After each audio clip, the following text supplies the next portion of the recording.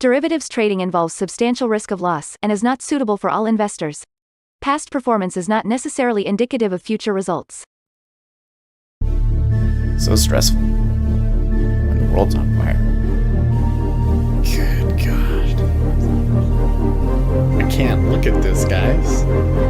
Like, my strategy is you buy it and you hope that you got a good spot.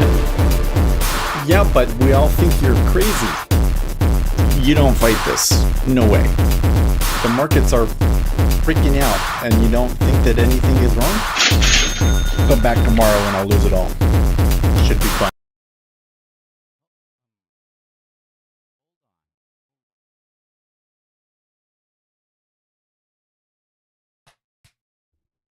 There we go. Is that a little better? Needs to be even higher than that.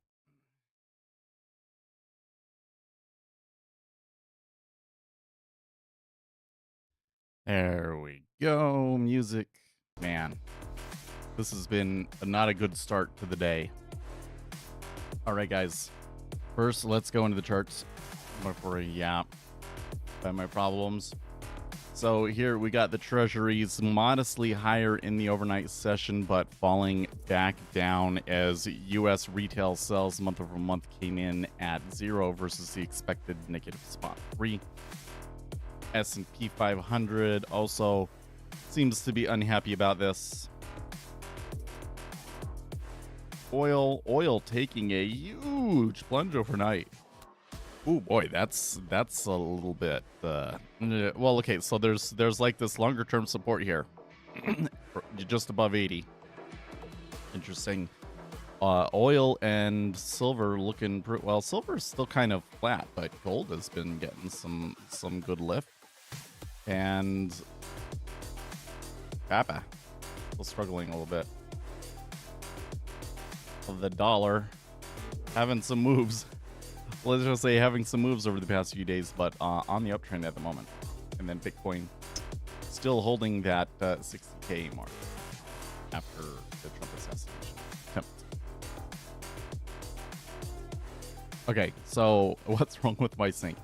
There's, when you have a sink that has a head that disconnects, and then underneath of the sink, there's a tube with a weight on it, so that it when you let go of the head, it sinks the counterweight. Yeah, the tube has a disconnect in it, and all that is in the disconnect is like rubber to keep it together.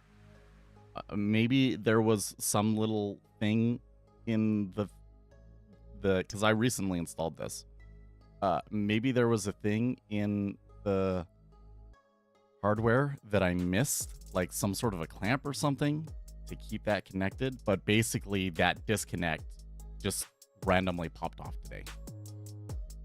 And so I had to pull everything out, tried putting it back on, didn't work, gave up.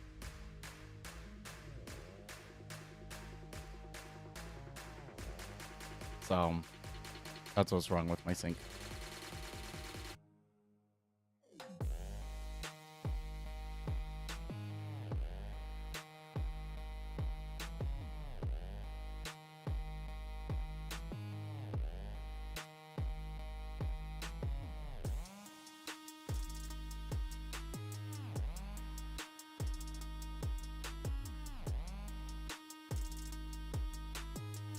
In the disconnect, is it a rubber ring? Black? Yeah, two little rubber rings. And then the other side is almost completely smooth. So I'm sitting here like, how did this ever stay together? Like, yeah, those are just O-rings. They don't hold things together. Like, I'm like, how did this stay together? And I also don't know what's supposed to keep it together, because I don't think there was anything else in that box. So I don't know what I do here about it to fix it, because clearly there's like a part missing or something.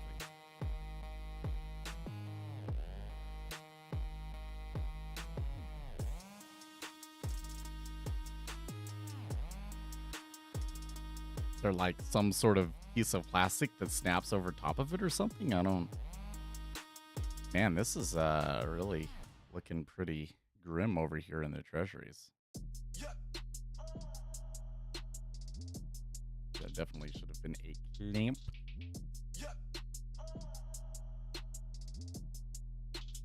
Block sell. Jeez. Well, here comes 111. 111 isn't crazy though. Like we were at 111 yesterday, right?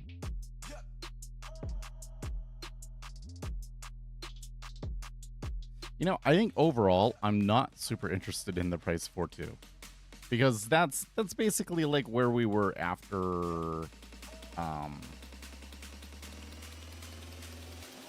CPI. Was it CPI, I think? Yeah, CPI. Well,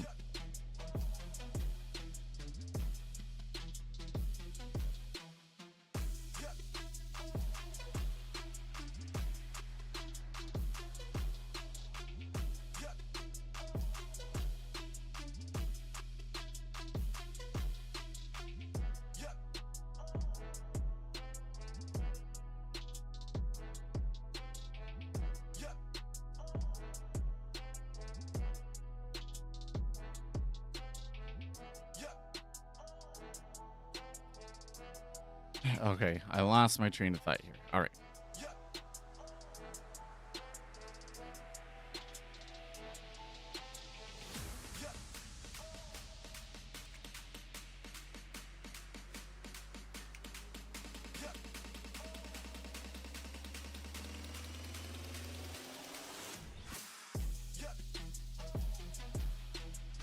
It's a delta, I think. It's a delta. Actually, I think I can find it exactly. I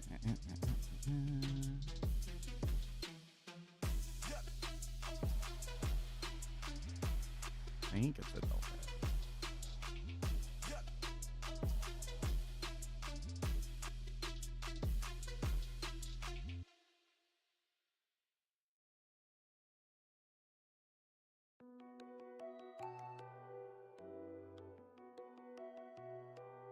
No, it wasn't that expensive.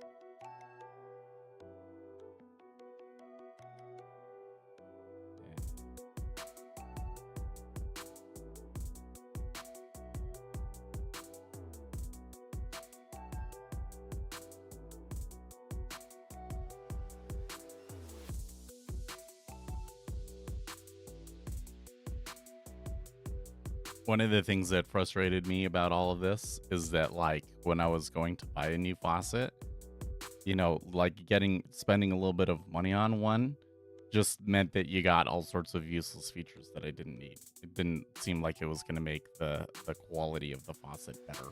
Like, not have plastic parts in it and stuff. So I had to replace it because the head in the other one, like, seized up. Like, the little mechanism that you switch between the modes was locked. You just couldn't switch anymore.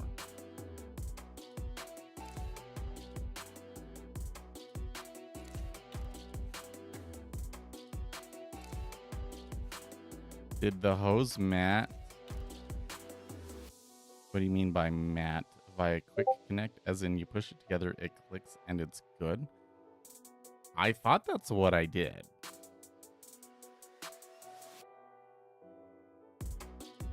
Oh, okay.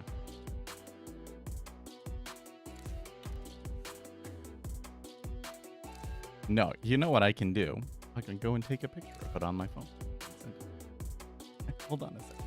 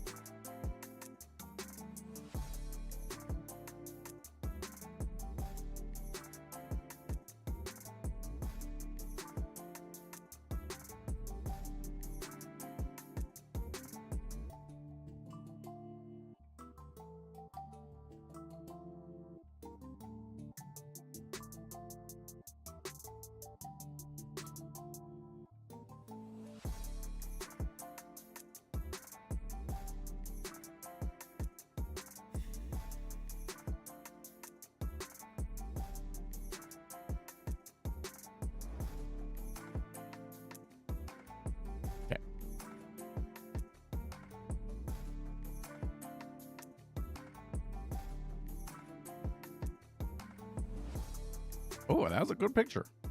Yeah, that's what it looks like. Yeah, that's a PTC, push to connect. But then, like, what makes it lock? Because there's nothing, doesn't seem like there's anything inside of this female connector to, like, actually lock it in.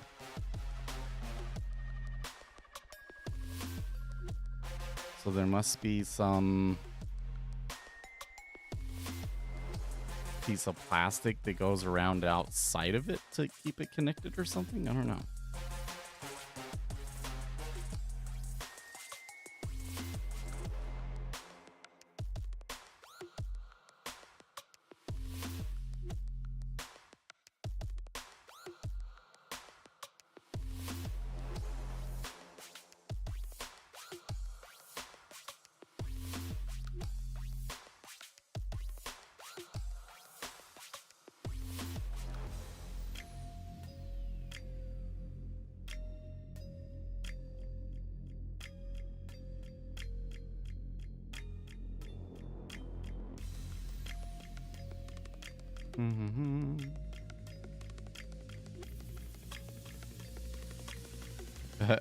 So if I search for that, I get something like this. Maybe there was a quick connect on it and I just lost it. Like it was on there and like something kind of made it come off.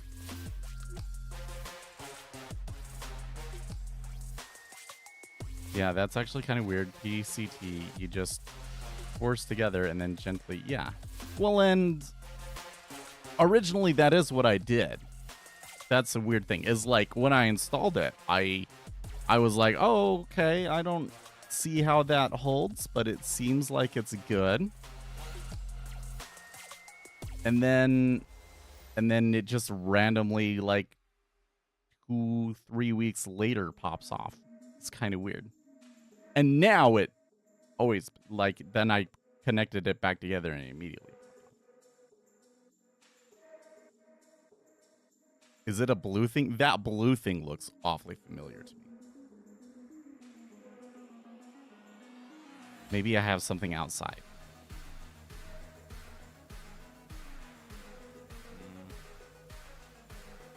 Well, I feel like that I kind of missed the opportunity to take any kind of a trade today, right? So I might as well mess around with it. Because the problem is that if the boys come downstairs, it's not fixed. So let me go look.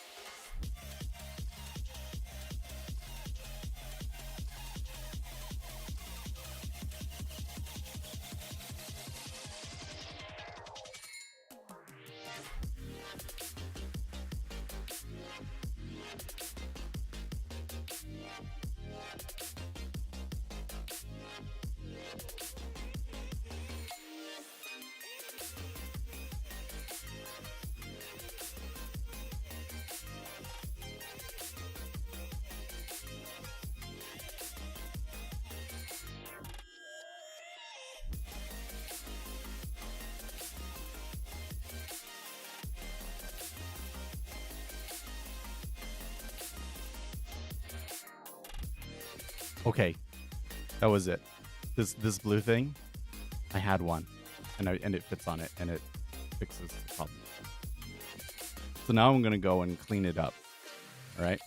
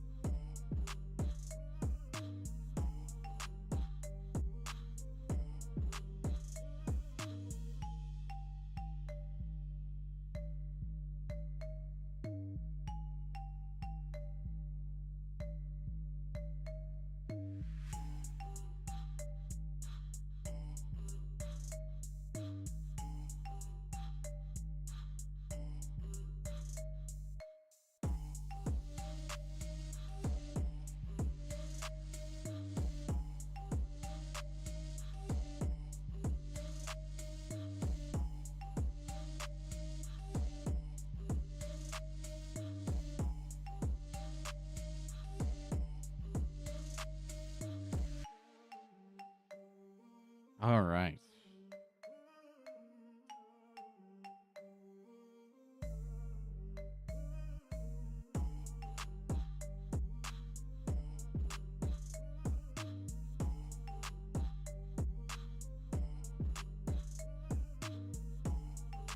All right.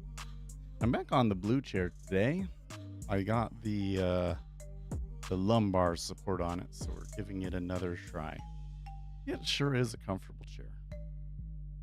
Like the back just feels so soft. But it's not, I don't know, like I can't thing I liked about the other chair is I could like push my back against the back of it. You know, fix my dislocations or whatever you call them. Well, we'll see how this one goes. I really feel like if I get a headrest, I can sleep. Okay, so S&P 500, after being down initially, is up a little bit over the treasuries being down. Well, retail sales being flat is not necessarily awful, right? I had it in my junk drawer, basically. Well, not my junk drawer, but you know, I put the extra hardware out in the garage in case we needed it, I suppose. So many things I want to do. I would really like to get like some metal cabinets to organize my garage a little bit better, because right now it's a bit of a mess. But really, I gotta just finish this stupid dog kennel cabinet thing. The power of prayer holding that thing together for 3 weeks, right? It's like a little bit wild to me that it ever worked. You know, I keep running into that all the time. I was having an issue with well, it was actually one of my coworkers. He was having an issue. He was like, you know, we've made a change to this particular method, but like I can't seem to get it to trigger. You know, and so like we changed a bunch of things. We switched to async and back out of async and all of these things, and like couldn't get the break point to trigger. And he was like, well, it's time for me to end for the day. We'll come back to it later. So after he left, I went back and I was like, what if I do it on my branch that doesn't have any of his changes? So we go back and I do it on my branch that doesn't have any of his changes. And I use Postman to send the message to try and get my breakpoint to trigger. And I can't get it to trigger. And I'm like, this never worked, did it? Turns out it was vestigial code. It was like dead. There's something else in there that was it basically it wasn't routed up. So there was no way for the breakpoint to ever hit. But we wasted all this time. He wasted like a day trying to figure out that we didn't use it anymore. It kind of reminds me of the same. It's just like you look at it and you're like, how did this ever work? This should never have worked.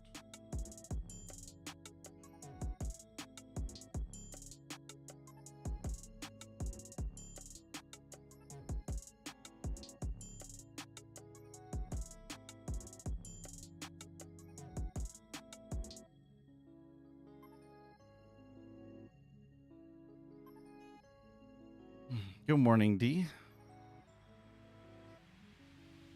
Oh, by the way, were you able to try and install the zip file I sent you yesterday? Because if that's good, we can put it on the website and make it available to everybody.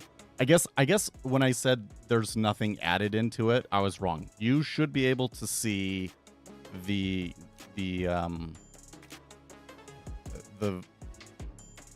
scatter plot. Oh, I haven't sent you the new one yet, GT. But we will, here in a second, we'll see if you uninstall everything and reinstall this package if it fixes some of your problems.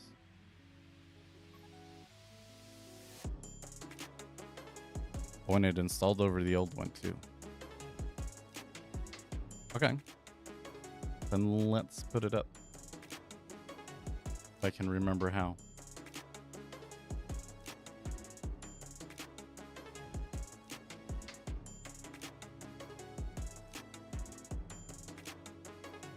Cool.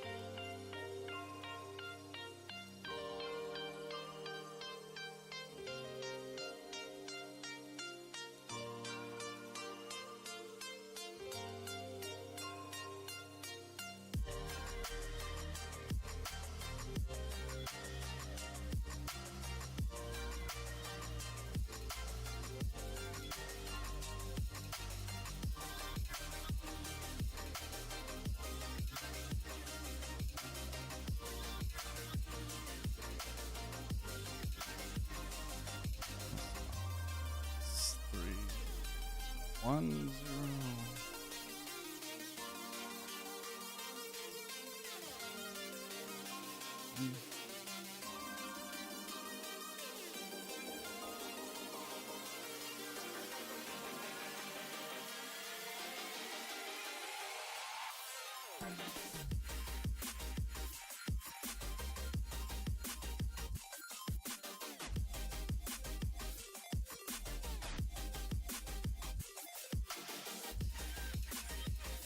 Oh yeah, and then I also need.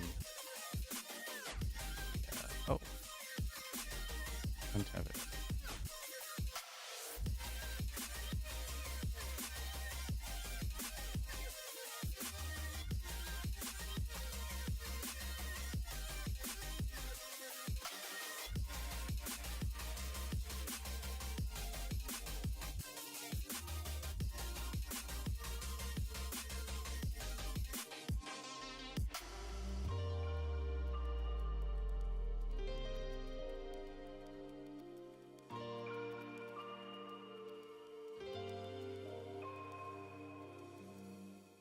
There we go.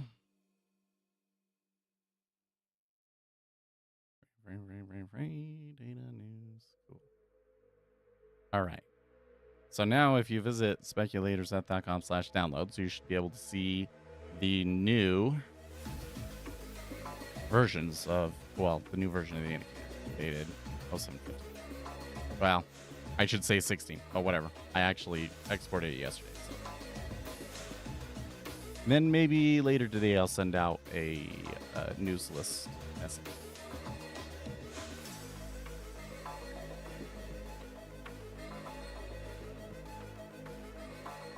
Yeah, you didn't. Well, I had forgotten that the scatter plot was the thing that I added. But I don't know. Since you're using CQG Continuum, I don't know if you get the VIX data, so you might not be able to use it.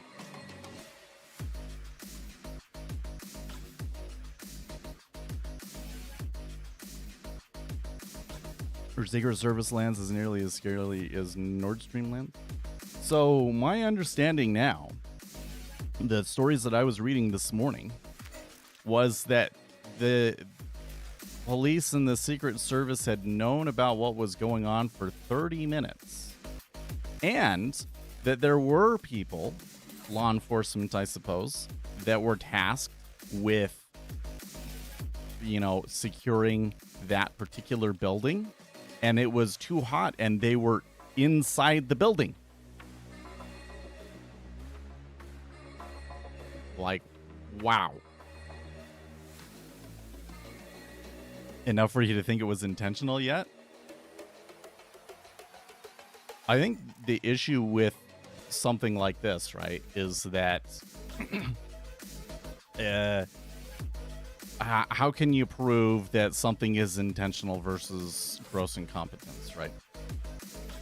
It really is quite crazy, though. I think that to prove that it was intentional, we would have to have like a whistleblower, right? But like that's the other thing, is that if it was intentional, there probably would be a whistleblower because way too many people would have to be involved, I think. Yeah. Without a confession, you can't. Plausible deniability is everything else. But like the thing is that I think that you would have to have too many people going along with it, right? Like it'd be one thing if you're the head of the Department of Homeland Security and you make one call and that makes, that opens the doorway for you to do an assassination or something like that, right? But like that's not really the case. You had to have like multiple people at a couple of different levels to go along with it.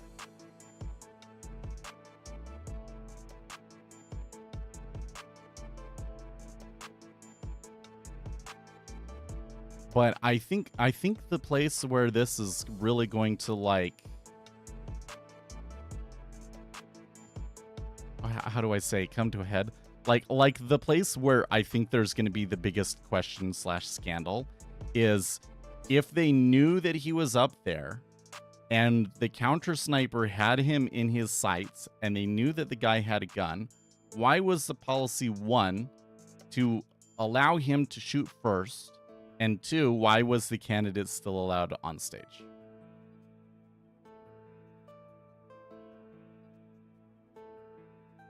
They even reported the counter sniper teams didn't need approval to pop that kid. Okay. Can you find that story? Because, you know, all of these people were saying, oh, the counter sniper had him in his sights and was told not to shoot. Or at least that's what he said, but I was never able to. Oh, no, wait. I think I did verify that like it came from AP sources.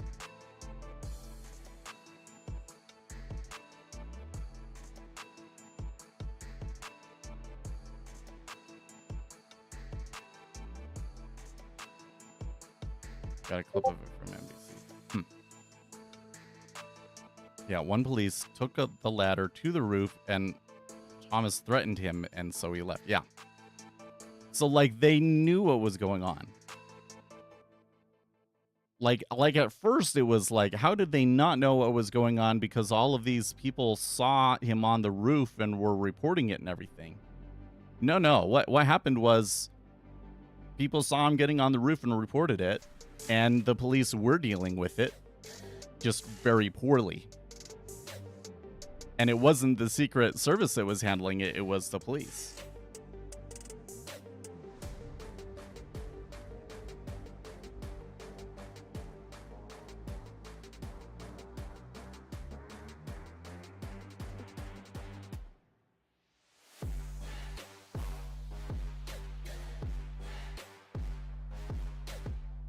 Counter sniper teams on site, and that the counter sniper did not need approval to shoot. One source telling NBC News that prior protocols were not followed. That the roof where the shooter was located was a well-known. So NBC News says that they didn't need permission, but for some reason they didn't follow protocols.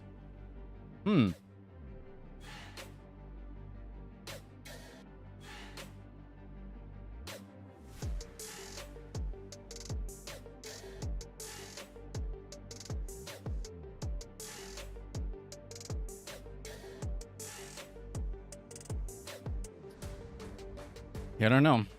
I mean, I think that the larger thing here is still that the Democrats wanted somebody to assassinate him. Like, everything that I've seen, like, there's been so many people in the media, like actors and so forth, putting killing Trump in their songs and so forth. And you know, the number of people that when this came out were like, oh darn, he missed. Like, that's because the Democrats have kind of created this culture of like, we really wish that somebody would try to assassinate him.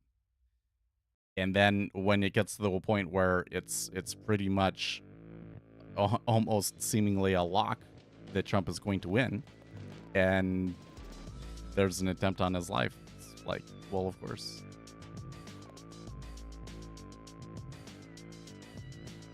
The fact that local police were involved, to me, is where I'd source any incompetence. Well, not only that, but that mostly it wasn't his Secret Service detail.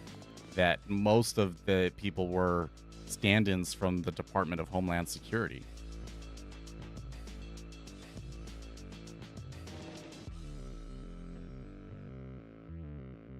I'm getting the vibes that they're going to slowly steer into it was staged, which is wild to me. Well, I highly doubt that ends up becoming like the media narrative sort of a thing, but this is definitely something that people were saying online immediately. In fact, I bet you that if it had not turned out that the guy that carried out the shooting had a Republican registration, they would probably still be clinging to that line.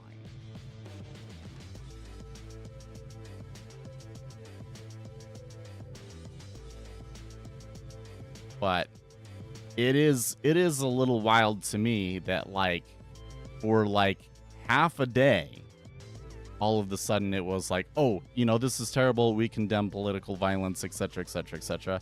And now they're back to gaslighting and blaming the Republicans for everything, and it's just sick. It's really quite sick. What's going on? I think.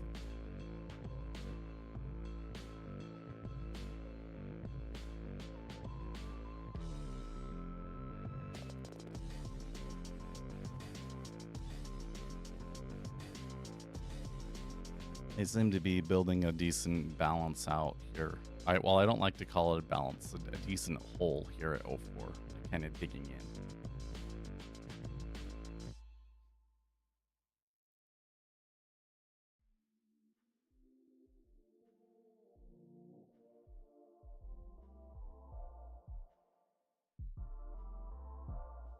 They needed a period where they could evaluate the AA's impact on polling. Attempted assassinations impact on polling. It's been negligible, so they're going to write the course back to SOP. What is SOP?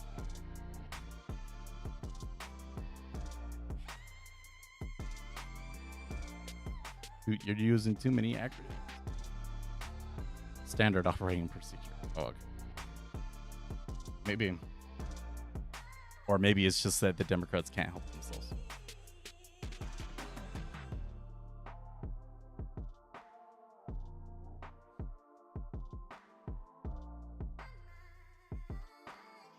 Yeah, the whole can we just all get along stuff is yeah.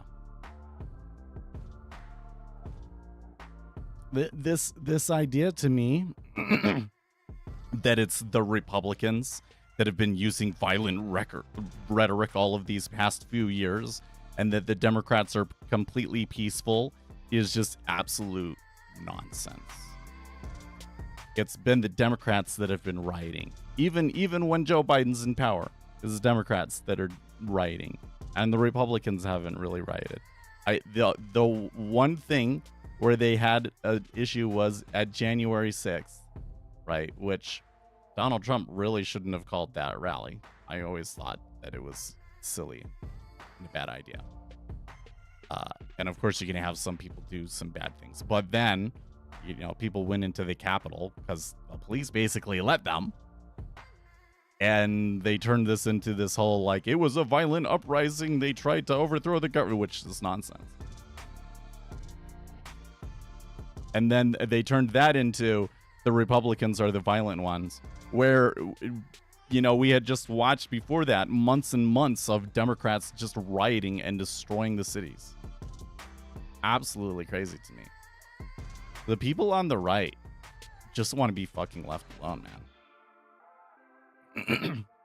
It's like all of the liberal people gather together in the cities, and all of the people that don't want anything to do with that go and live out in the country where they can just be themselves. And they have no interest going back into the city and protesting for something.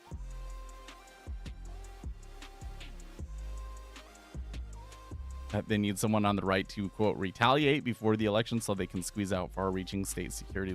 Well, but that's not going to happen. Maybe you can MK Ultra somebody into doing it, but I don't, I think that the people on the right are like, oh, well, he survived. Donald Trump's going to win. Why would they do anything to screw that up? But then that kind of comes back to what was the shooter's motivation?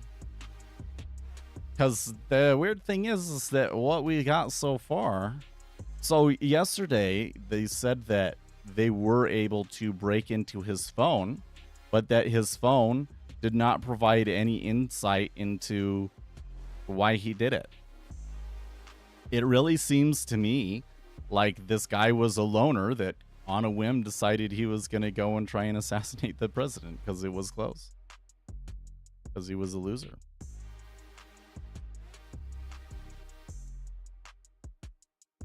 Doesn't look to me, at least so far, that the guy was strongly ideological or that this was like a, quote, terrorist attack. It was a mass shooting for notoriety, just like the guy that tried to attack Reagan.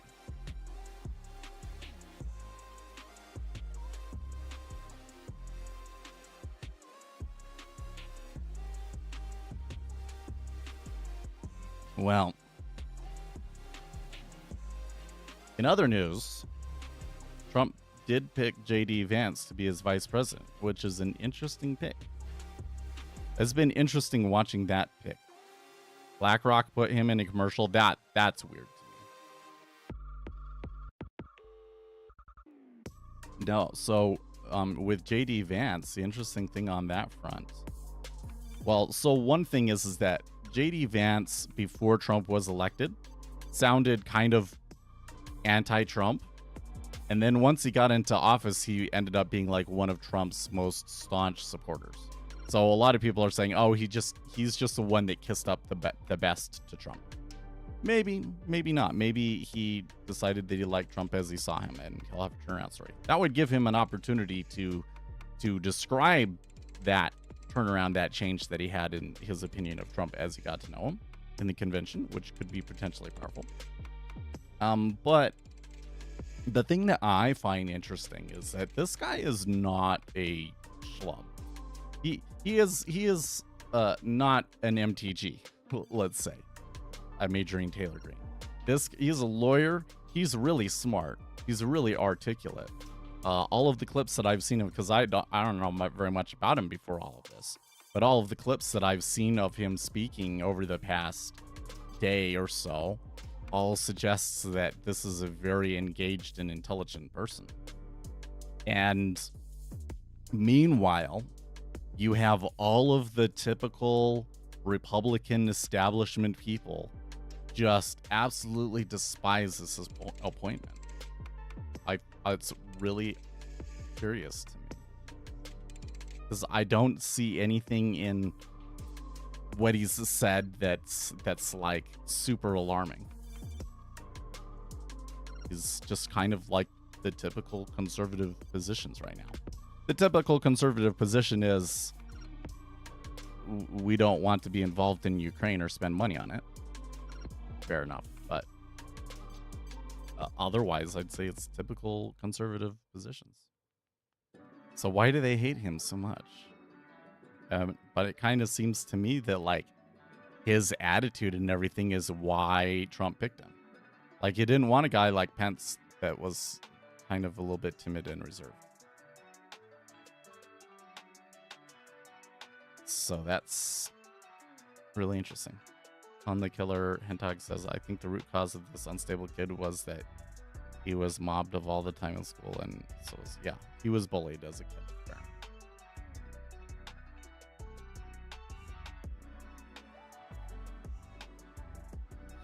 I was having this conversation with my kids yesterday. Oh, I'm so mad because I wanted to try and get to bed early. I was like, okay, we're going to go on the car ride that usually puts the kids to sleep, right? And we drove around for like 90 minutes, 2 hours. Oh man, I found some really, really good neighborhoods up by the golf course to drive through. Like before we'd find a street that had really big houses and be like, whoa. But this was just like neighborhood after neighborhood of mansions. Was a little overwhelming. It was a little bit sensory overload. And I found a house. I found a house that I think was the first house I'd found that was like billionaire status, actually. Wonder if I can find it on the map here now. Let's see here. Can I find it?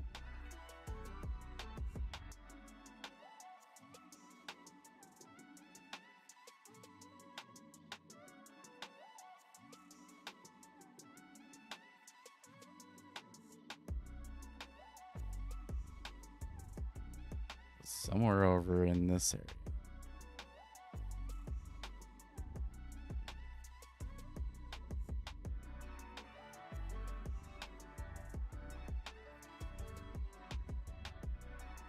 Here's the golf course. Oh, you know what? I don't think it shows up on the map. It's not updated enough. It's been built. It was like,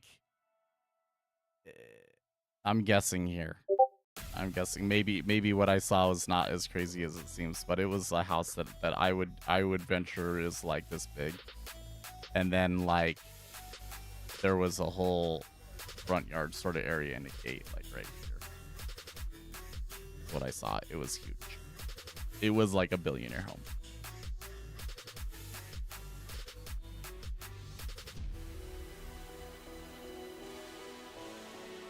Anyways, driving the kids around trying to put them to sleep, and they were having this discussion like they were really mad that when about a thread they had found on Facebook, my wife and the kids, where somebody was complaining about an autistic child on an airplane flight. They're like, they should just shut him up. And it's like, well, but it's kind of more complicated than that with an autistic child, because, you know, maybe if you do X thing, that might send them into a complete absolute fit and it'll just make things worse. So you're kind of limited on what you can do, and to some degree you do kind of have to just like deal with things, right? But then they also talked about this person who was posted something online that was like, oh, being autistic is actually kind of a superpower, which is it's a disability. It's a straight up a disability. And they were like, oh, I can't, that person, now all I can ever see is that that person is stupid. And I'm like, so when it was the airplane thing, you couldn't understand why, people could be not compassionate. Because really what happens is that people identify that there's something wrong with somebody, and then they just kind of want nothing to do with them. So then you've done that yourself to somebody else. You've identified that there's something off about somebody, and so you don't want anything to do with them. You did the same thing. Block by. Oh, man. But that's people, man. Everybody's like that. That's the crazy thing to me, is that everybody's like that and nobody thinks that they're like that.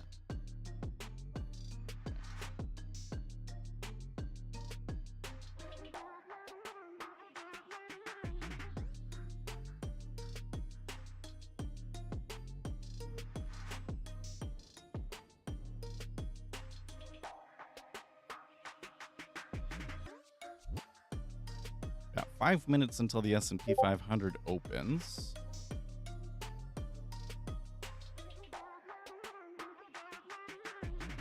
Kind of waiting, like the markets don't seem like they're done here.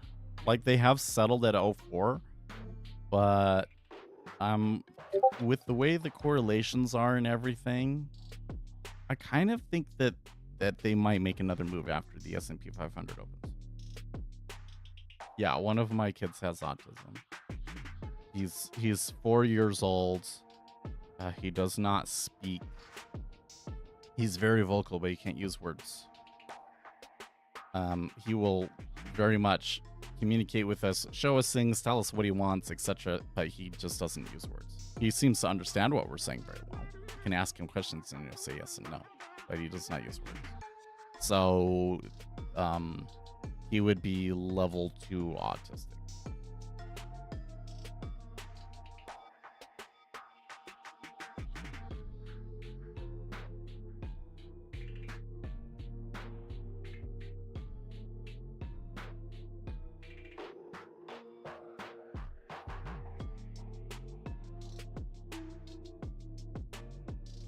$5K MBO bid. Whoa, wait, you're saying that 5K of that at 04 is one order? There's no way. There's no way. And how come my market depth tape doesn't see that? Well, they must have added it little bits at a time.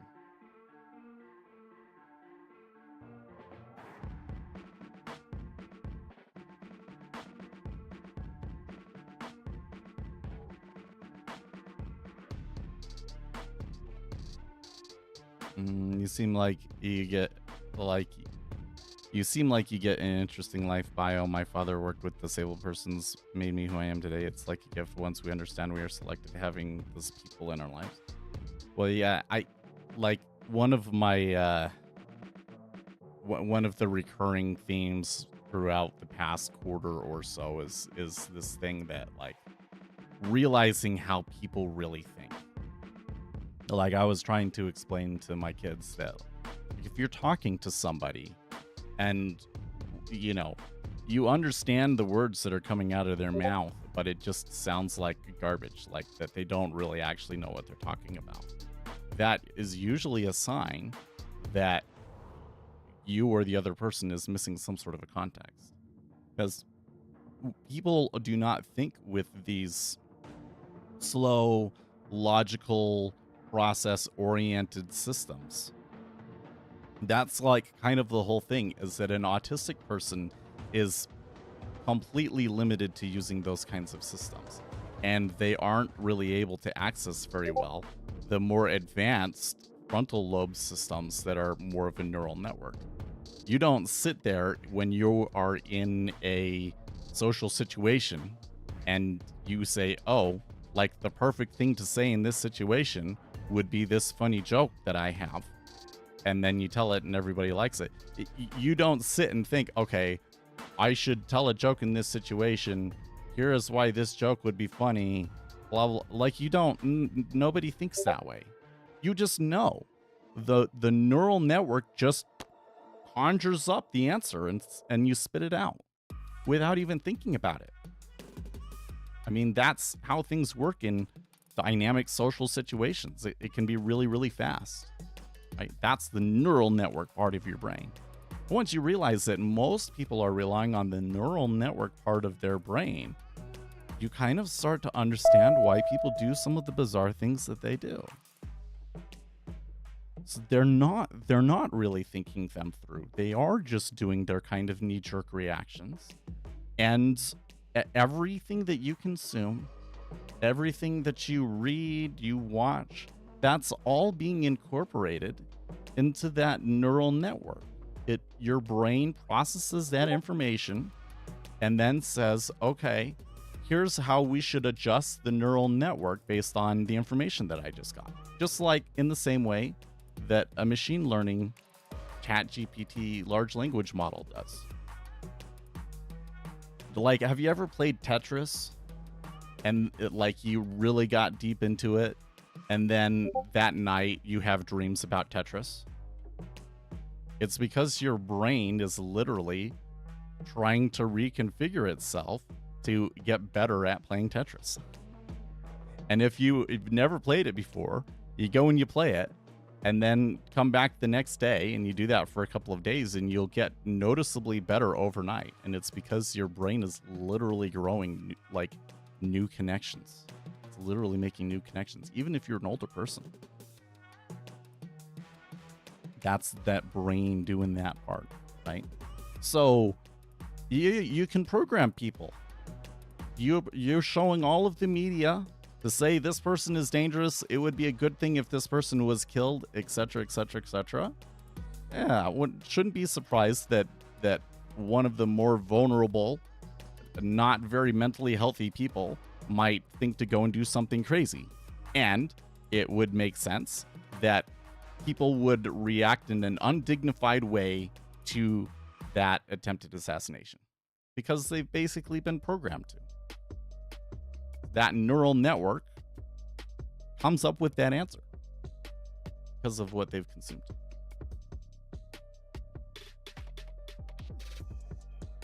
Once you understand that, and you understand that there are other ways of thinking, like dealing with autistic people, it's not so bad once you, one, understand what the condition actually is, that they can't access those frontal lobe parts of their brain, and two, that there's going to be, freakouts. There's going to be some things that you can't do anything about, and you just have to accept. And once you do that, it's not so bad. Like the regular person is, that frontal lobe part of your brain is actually perfectly equipped to be able to understand what an autistic person is doing and what they need, and meet an autistic person's needs. That's really kind of sad, actually.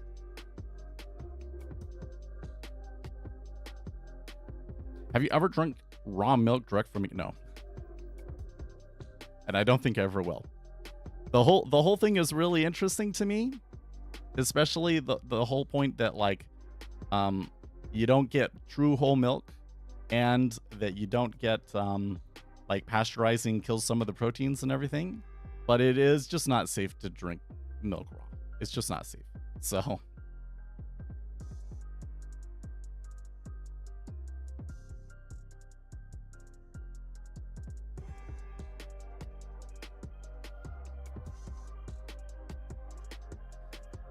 one of the struggles I have here though is like, okay, so I feel like I kind of understand a little thing about how people work and how especially as it relates to autism and everything. But then like, how do you relate that to other people?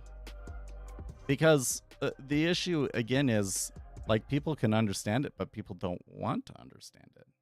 And even some people that would claim to you that they want to understand it and they can see some of these problems, they don't see it in themselves.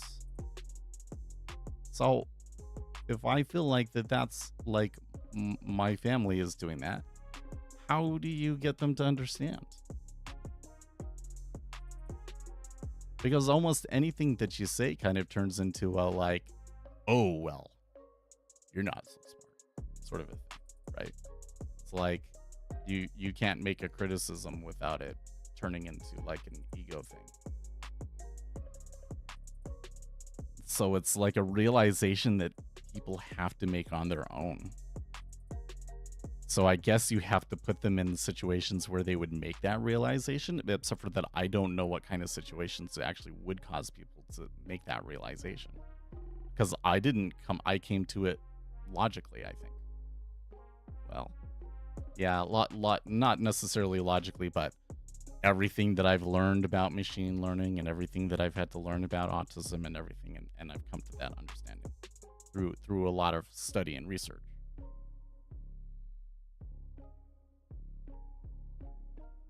That order at 03 is just getting bigger. It was at 04, wasn't it?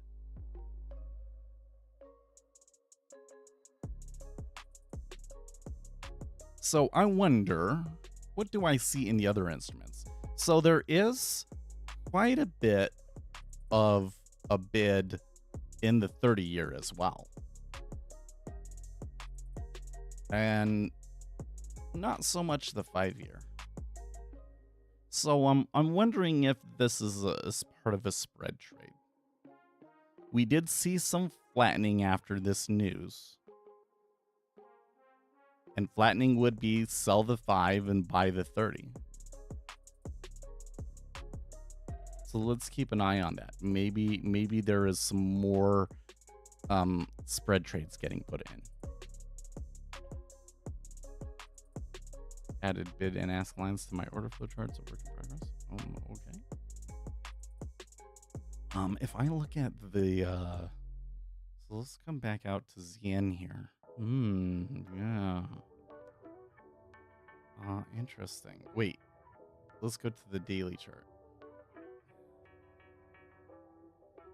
I wonder, like, at this point right here, you see right there where like we are now, the spread is lower than yesterday's low. Does that mean that like a momentum signal is being triggered on the flattener? After all of this steepening that we've gotten since like the end of June, now we're getting a flattener again.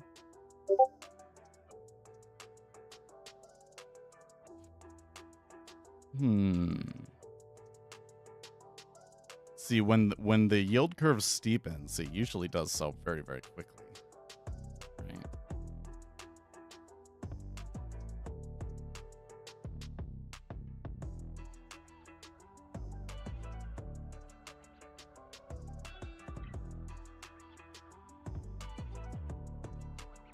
Huh. Okay, so we need to keep a little bit closer of an eye on the spreads.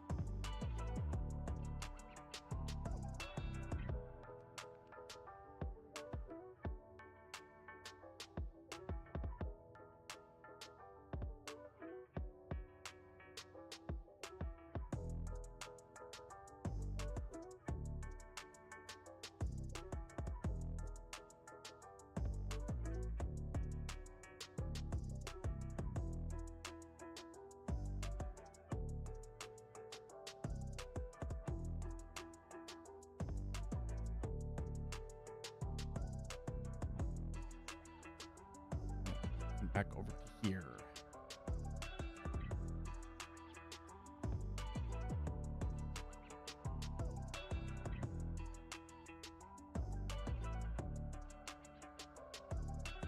I'm not sold on those big bids sitting in the book. I'm skeptical.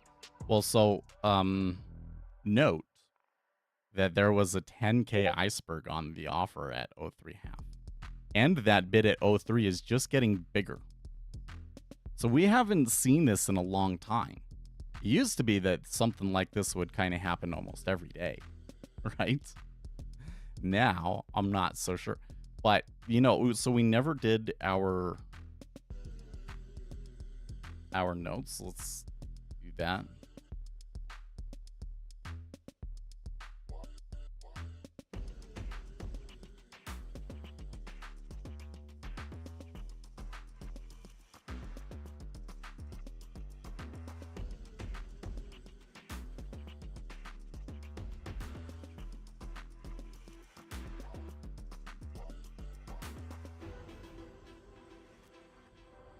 Sells better than expected.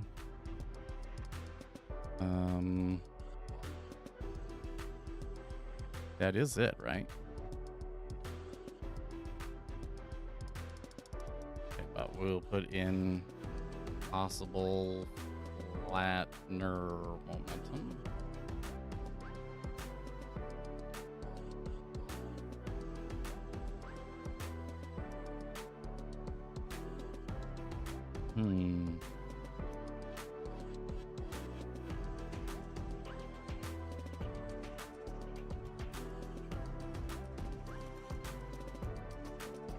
Yeah, the thing is that like there might be somebody trying to execute something like that, but like they're going to execute it and then it's going to be done, right?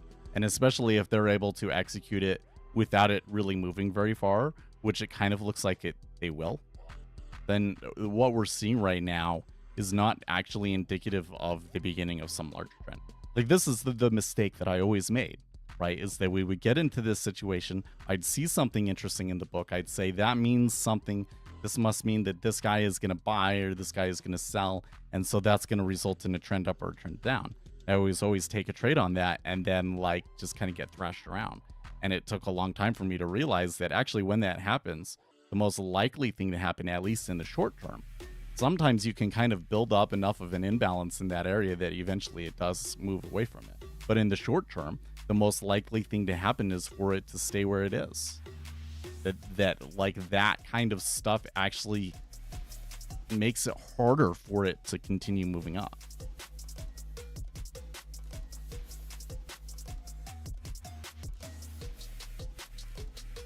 If it does continue through, then that means that it really can be a strong trend because there's a really big imbalance, right?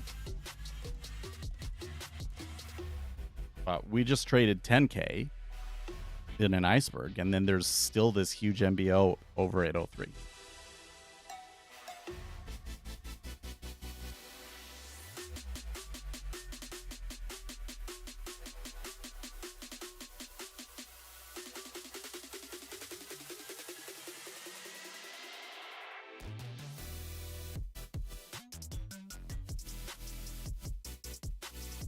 Wow, Jack Black cancels Tenacious D tour. This was over somebody in his band wishing for an assassination attempt on Donald Trump. An assassination attempt on Donald Trump.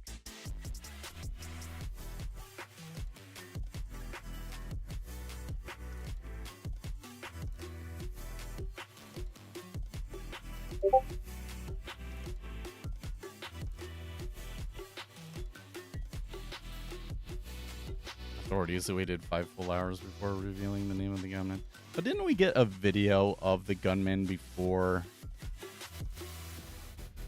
Because I saw that video where he said, I'm this guy and I'm not, or this is my name, but I'm not your guy. And a lot of people were promoting that as, oh, this is, the guy is on social media saying that it's not him.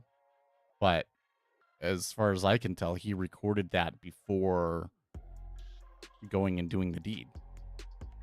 to troll people. So then, if that's accurate, why isn't there more social media?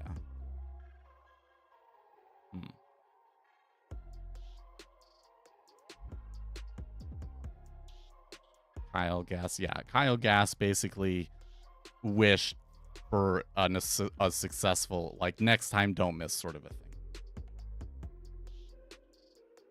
Yeah, it ticked back down to 03. See if they fill him. So do you see how, like, when that went offer, that there was hardly anything willing to put an offer up on it now? Like, the market makers on the short side, they're not going to be there because they were all involved in that iceberg.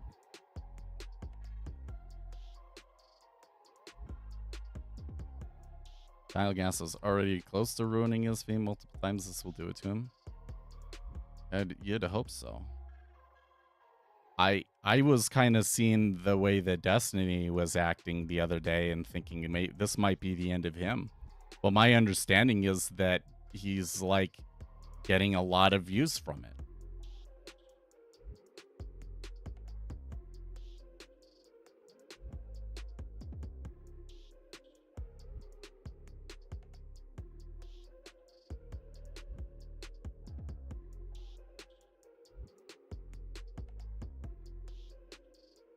Morning Joe hosts are fuming at MSNBC for pulling them off the air over July 13th. We were very surprised and disappointed, and they say they will quit if it happens again. Such a queef.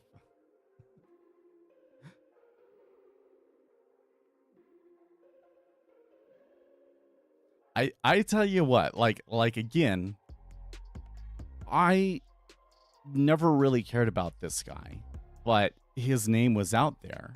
For some reason, I'd always see TikTok videos about him, and I always saw stuff about him, like, on Livestream Fail. And I always kind of thought, well, like, he said one or two things that seemed good, but, like, almost everything else that he says I disagree with, and he seems like a pretty hard left liberal. People trying to make him out to be a moderate, which was just always, like, kind of nonsense. But then I started to kind of see a couple of these things. Like one of the big things that really made me go, like, what the F is wrong with this guy? Was when he, like, brought his girlfriend over and then, like, was in an open relationship and trying to justify it to everybody that he was in an open relationship.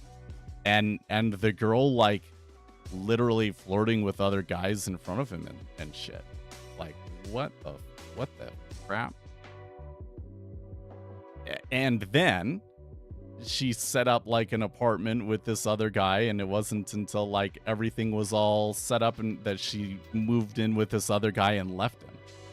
It was like, man, that really did not work out well for you, did it? And I just thought it was funny because the whole meme was that he was fucking, yeah, he got cucked hard, right? But now that I've seen this latest spat, it has been like, when I see him when his face shows up on TikTok, I scroll as fast as I can. Like, I actively don't want him to have exposure. Like, I really hate this cancel culture thing where it's like people that were never really fans of something come in and try to get a person taken off of the air when the fans are totally okay with it, etc., right? But if people burn on a creator or whatever, there's nothing you can do about that, right? Maybe people might turn against the creator for things that are not justified, or rather, like, the standard of how bad how bad of a thing somebody needs to say is maybe a little bit too low, for especially like a double standard. It seems like liberals, they can say the most atrocious things, like that Donald Trump should be assassinated and all of these sorts of things, and they still allow them. But then conservatives will just point out, like, a double standard in a particular thing, and like Gina Carano, she was just pointing out a double standard, and I think an accurate comparison, she gets canceled over that. It's like total bullshit. Right? Oh, it's just as things gets along, it just gets more and more interesting, doesn't it? So what are your thoughts now that it hit into it? Well, so it looks like there was only 6K in it, actually. There's another 5K in O2 half. So it looks to me like the buying liquidity was legitimate and that there's more to back that up. But that there's some pretty strong selling as well. So I think that what we've seen so far is still fairly in line with my theory that this is a spread trade. Like what we're getting is a bear flattener. And so you're going to see sell the 2 and the 5, buy the 10 and the 30.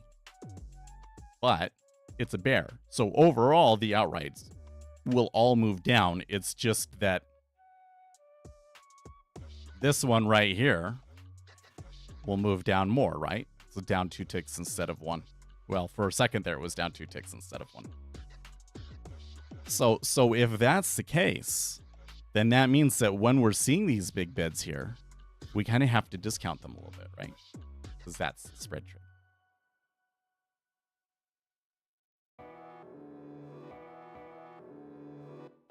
Is there a way to determine if a day is more likely to be range bound versus trendy? Yes, by predicting the flows. So if there is not any expectation on a strong imbalance in the predicted flows that you're seeing, then the day is more likely to be range bound. You say you're short? Well, so again, my play when I see that is I don't want to be in anything. Like if I had taken some sort of a short from earlier, I would maybe be taking profits in that location just because I know that we're likely to be stuck here for a little while. How do you get better? You just have to come in every day and do it. That's all I know.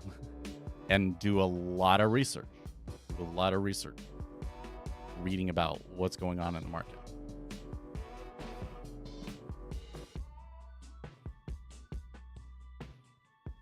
Yeah, it's interesting thinking about this. Again, you can go back and watch my earlier videos because especially like I want to say late 2017, early 2018 time period. So like some of the earlier videos on this stream, you know, we would see weird aberrations in the book like this every day. And I'd always be trying to do something. I'd always be trying to say, oh, okay, that means that, you know, or like I'd wait and say, okay, so the order got filled. So now if we break the other side of this and get above 05, I want to go long. And right. I was always playing that game. Always thought when there was an aberration like that, I was trying to take a trade based off of it. Now I understand. A lot of volume trading in one spot makes it hard to move away from it. We're likely going to be fairly slow for a bit, I think. By the way, the first 30 minutes of the S&P 500 were not particularly great either. Still trying to figure out the best positioning for the lumbar support on this chair. The lumbar support on this chair is really weird because it's basically like a plastic tube, a hollow tube. It's squishy and bendable, and then you attach it to the back of the chair, and then you move the thing up and down, and it kind of rotates it and squishes it. So it really is like there's a circle at the bottom of your back, which isn't necessary. So once you see it and once you feel it, it's kind of like it's not the best, but it does seem to work. Like I think it's better. But I will get all finicky. You see me going like this. It's because Seth has ADHD and can't stop thinking about it.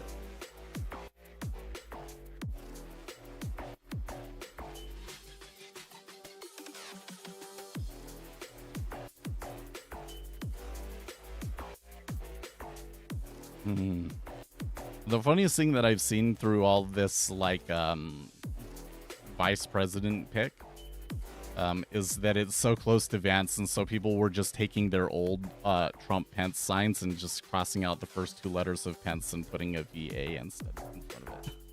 I think that's funny.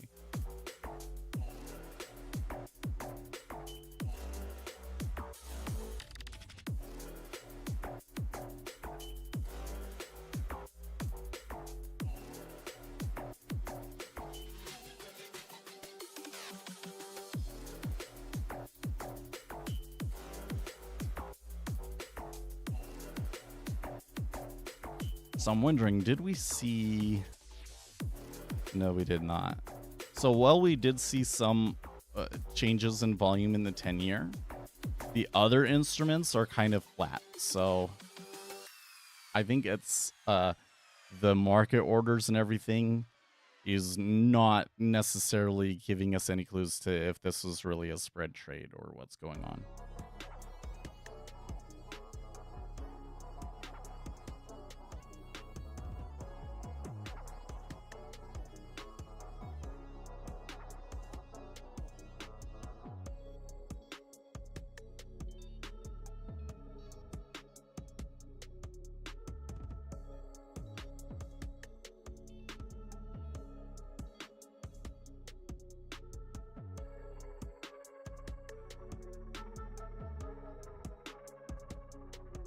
You know what's another funny thing that's been through all of this?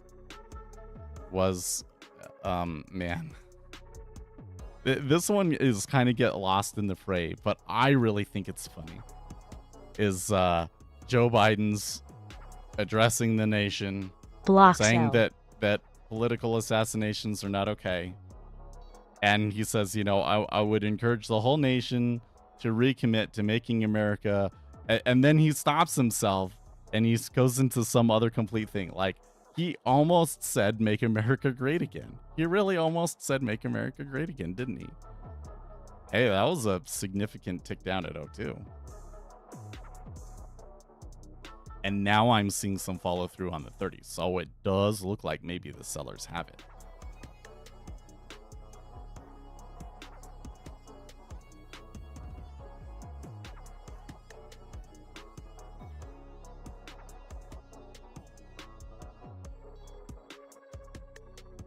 Bids are taking some heat down here, yeah.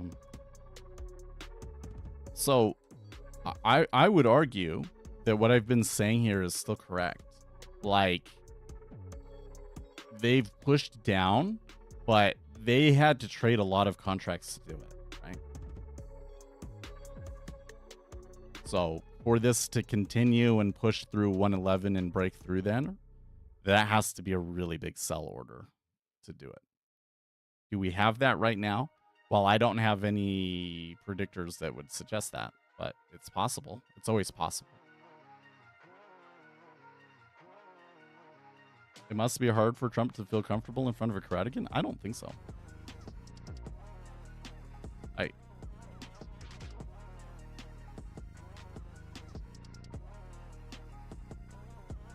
I think he's so comfortable doing it, and he will just go back into old habit.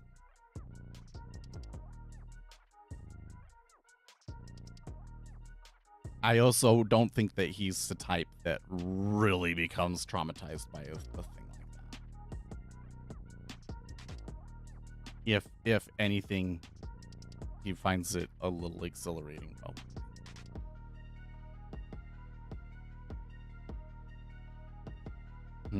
Okay, so they're not taking it at 0.5. At least not yet. A little back and forth at 0.2. But I'm not seeing the pushback either. It's not, they're not shoving it back to 0.3. Not yet. Makes me wonder if it'll pop on the news here in 3. Oh, this is a good point. But what are we getting? U.S. business inventories month over month, U.S. NAHB housing market index, and well, let's wait 10 seconds here. Let's wait 10 seconds. 4, 3, 2, 1. I don't really see pulling in the book either, so it doesn't seem like the market is considering this a major news event coming up.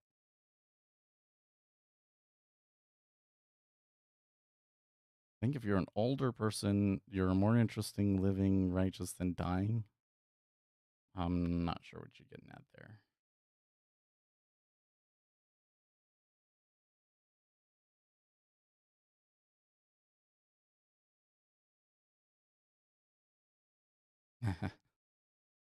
So I just refreshed the Reddit front page, and in the all in, this is a market based podcast, and like all of the guys on the podcast have basically started like supporting Donald Trump.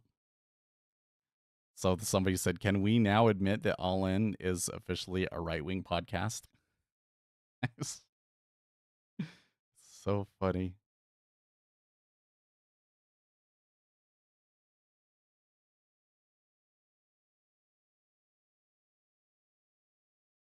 Uh-oh. The audio cut out because I think it went over to my phone again. Is my wife taking a child to band or something like that? Let's see here. Garage. Yeah, I don't see the van, so this is probably what's going on.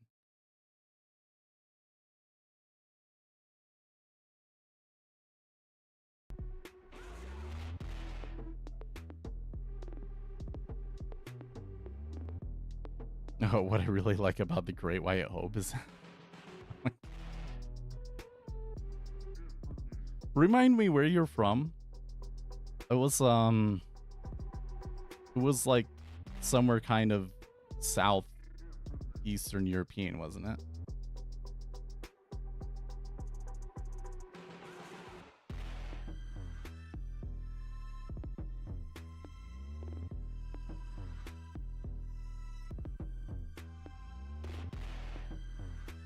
Yeah, Hintelag. You told me once before. Actually, I think I have it.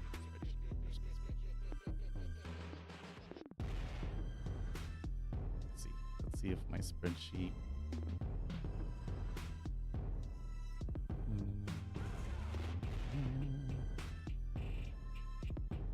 Oh, maybe not.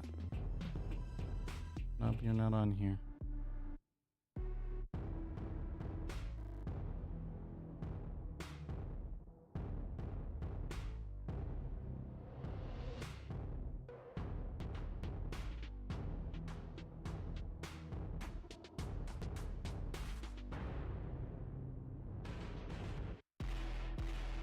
I think I have you mixed up with Jiwi, who was from Croatia or something.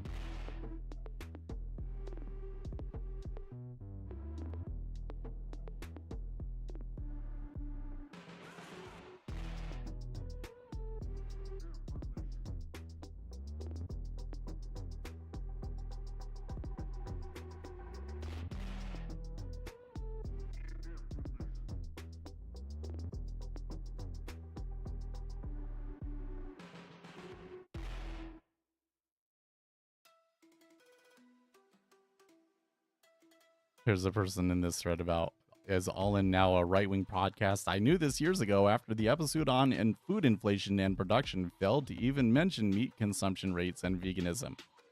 Vegetarianism. Sachs was talking about how millions of people could die of starvation or something, and this was never even considered as an option. Stopped listening after that one. Oh. So this person is totally okay if, like, we just can't eat meat anymore. I really hate Reddit sometimes, man.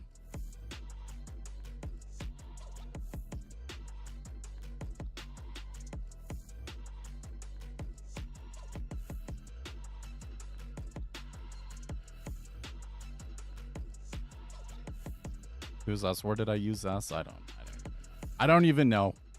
I'm already past that thought. You were too late.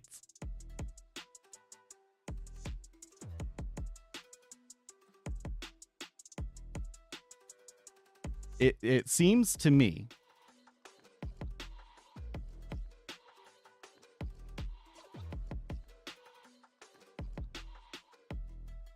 us is the Nord Stream bombed land. Okay. I think what's going on though is that like Silicon Valley has turned on Joe Biden and the Democrat Party in a serious way.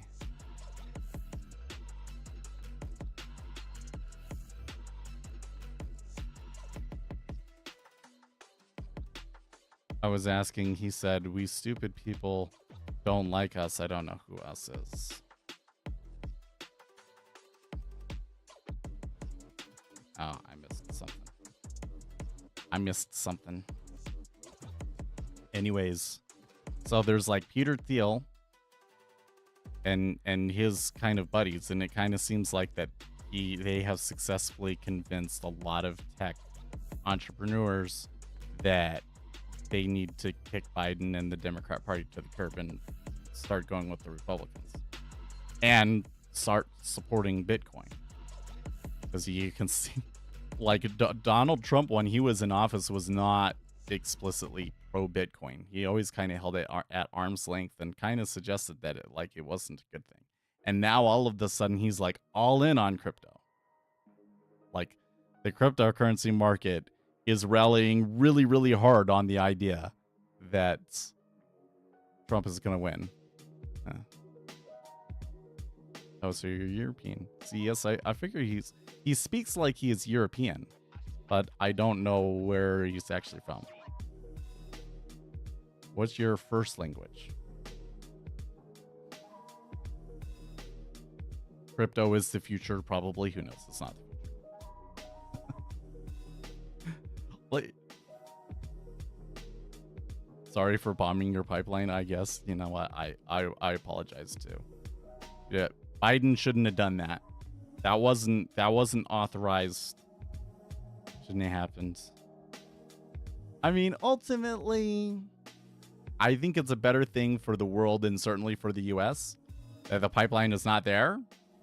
But I'm still shocked and appalled that it happened. And that we're getting all of these like reports that it was Biden, that it was the United States that bombed it. A pretty credible journalist, by the way. And then Biden and the U.S. government just lie about it. I'm gonna bet you that when Donald Trump wins, that declassifying that probably might be something that could happen while he's in power.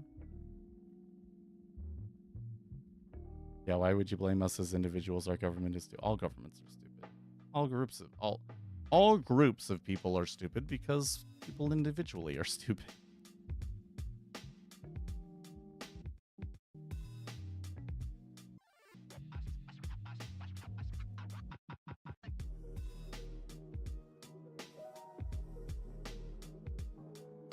You know, I think highly of myself in some respects, in that I think that I'm a fairly motivated individual. I'm working hard. I'm trying to do things. I'm taking risks that other people don't. Most people aren't going to spend all this time to do a YouTube channel, for instance. Most people aren't going to wake up every day at 5:30. So I'm really proud of myself in that respect.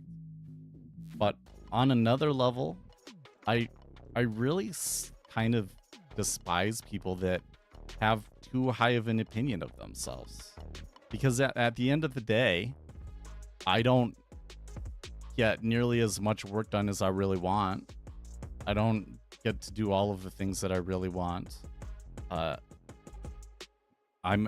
make mental, logical mistakes all the time, and to me, that's just like, well, that's people. Like, I make those mistakes all the time, and from what I can see, I'm actually better on those things than most people, and yet I can still see where I fall, like how I feel about where I'm at. That means that, yeah, pretty much everybody has serious problems. So anybody that really thinks that they're the, God's gift to the world sort of a thing really rubs me the wrong way, because that's just a person that is full of themselves, I think it's an ADHD thing. I think in some people this exhibits itself in imposter syndrome, but I don't think that I have imposter syndrome, because like I know where I rank on within like certain hierarchies or certain measures of things, right? It's pretty good. It's just that like once I look at like, well, okay, but what is it like if you're at the very top? You still kind of suck. Like everybody sucks is really what it comes down to. Yeah, the market humbles me every week. It's like, but it's almost like over humility, right? It's like you get down on yourself more than you probably should.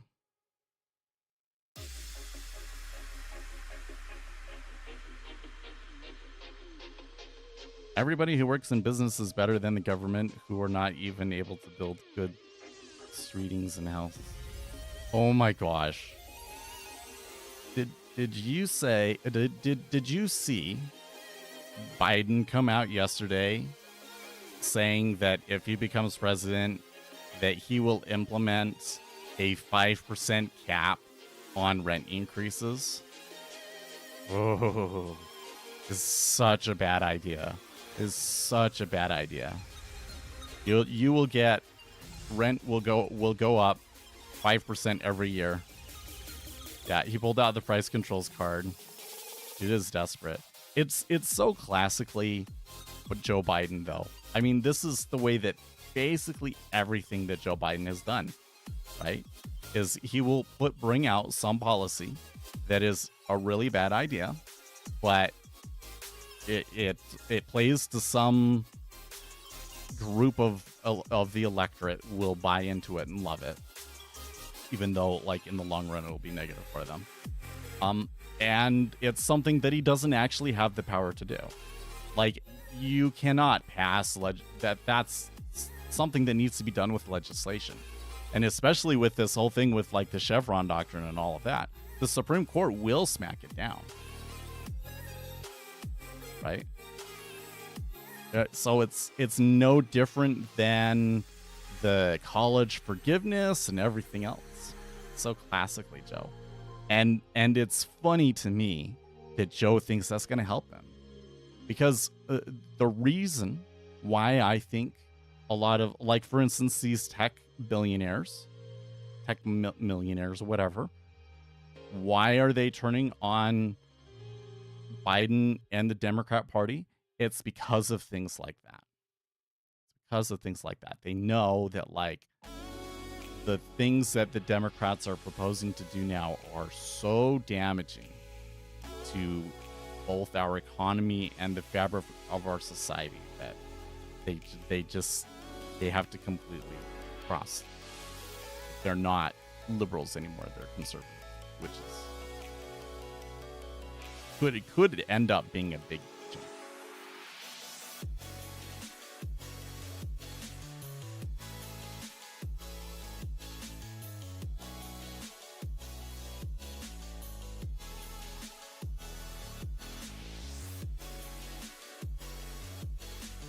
Over here, those of us who were pointing out that the U.S. bombed Nord Stream were told we were a conspiracy theory. I did. I think that is what I said. Yeah, because I said that's a conspiracy theory. I also, I don't remember being like too hyper interested in it, but I do remember talking about it and being like, well, if that was what would happen, what happened, how would we know right now? But I also remember saying, well, I don't think that really makes sense, that like the United States or Ukraine would bomb the pipeline. But you know what? I wasn't thinking like Joe Biden. if you're Joe Biden, then it's totally a good thing to do for the United States. Because you'll think, yes, I can do this thing. Germany won't be reliant on Russian oil anymore, and I can just lie about it. Nobody will know that it's me. I can blame it on the Russians, and everybody will buy it. Right? That's thinking like Joe Biden. See, thinking like Seth, it would be like, well, yeah, but if I bomb the pipeline, and then everybody's going to know that I did it, and that's going to be really bad for the reputation of the United States, and yada yada yada yada, right? So I think that was kind of where I was like, it seems unlikely. But then that journalist came out with the story that it was the United States, explained how they did it, had all of these government sources and stuff. Reputable journalist. And the, basically all that happened was the United States says, nah, he's wrong. This guy is making stuff up. And didn't push, didn't give any kind of actual logical counters, which says to me that the story is true, that the United States did blow up the pipeline. I suppose I can't prove it, but I'd say it's not a conspiracy theory anymore. We have pretty reliable reporting that says that it was the United States. And it bothers me. It bothers me that Joe Biden would do that. And the way that they lied about it and everything. But I don't know. I mean, the government's going to lie about things. Just kind of feels to me like that this particular lie is like one to the international community that's too far. Like, if you're willing to do that and lie about it, is there anything that you won't do? And so that's what bothers me.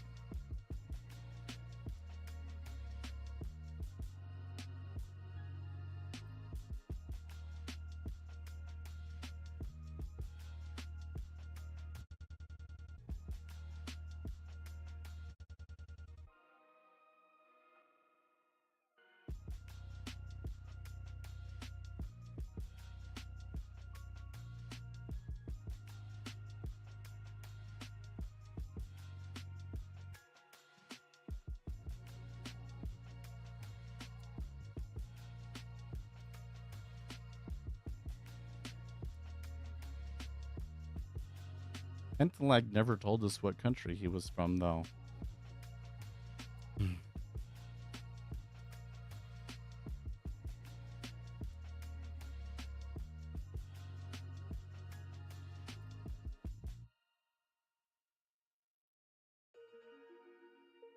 Oh, Denmark? Oh, of course. That name sounds so Denmarkian. Okay.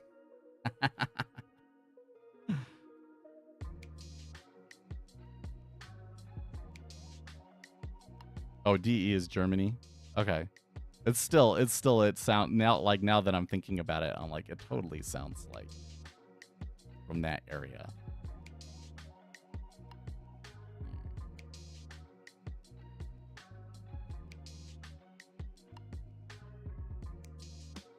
We have some other guys from Germany regularly visit. I don't think they're here this morning, though.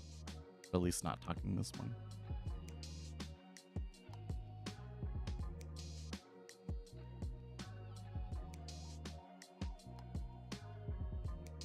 Yeah. So here's another political development that I think is curious, if I could. Teamsters president gives RNC speech in support of, quote, anti-union Donald Trump. Well, the Republican Party, and I would say Donald Trump in general, are kind of anti-union. But like the Democrat Party is kind of anti-union too. Like, they'll say that they're pro-union, but like, what have they done? It's all been anti-union.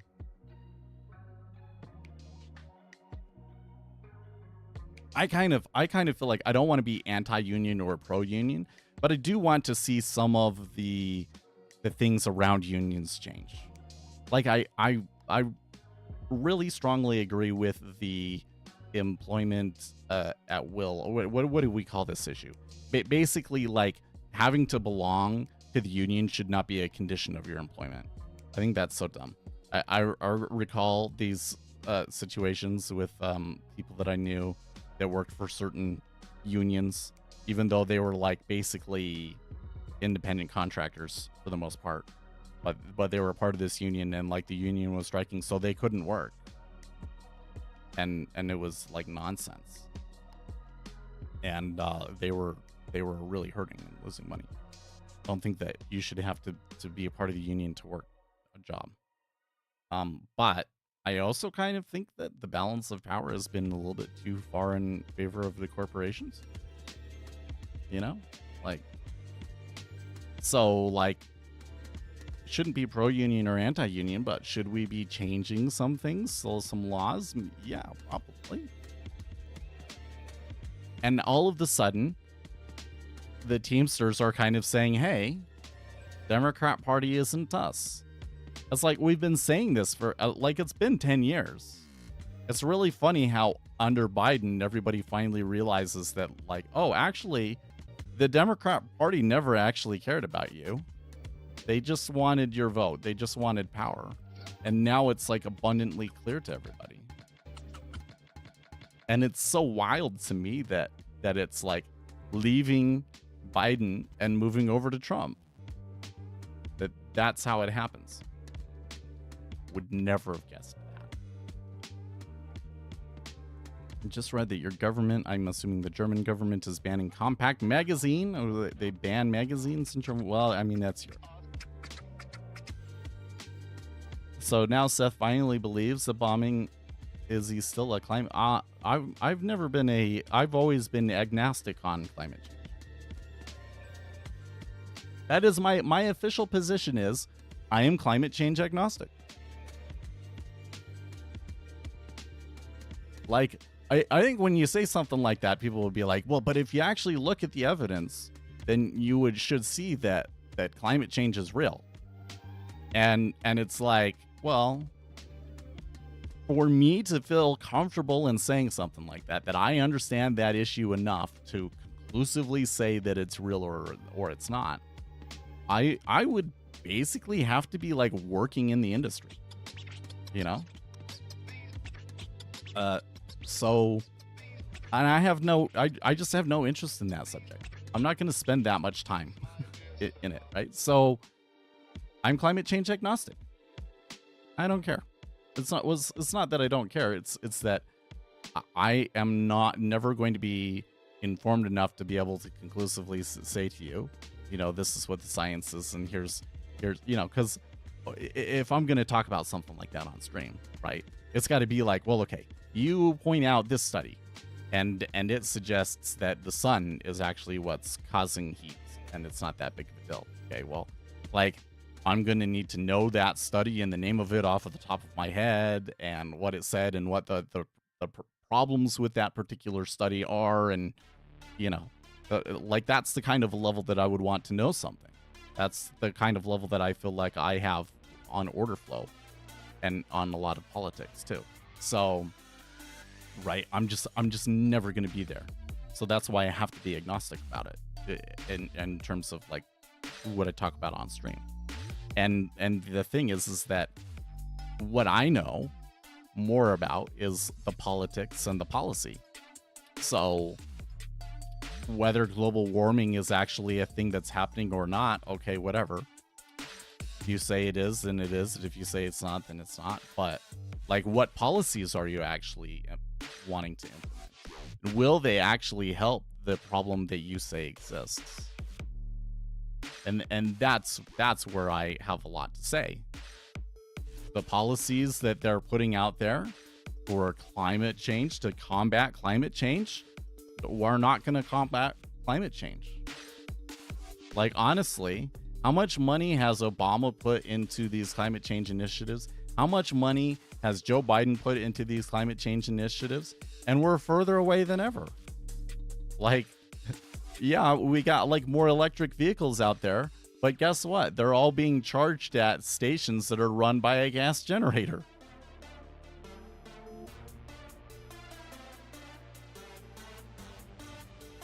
So I can just look at the policies and what the effect of the policies are going to be without having to say, you know, is climate change real or not?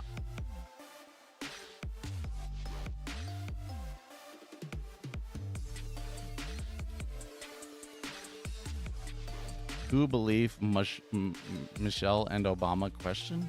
Oh, that made no sense. So you're going to have to try that one again. Try saying that again. That didn't make sense.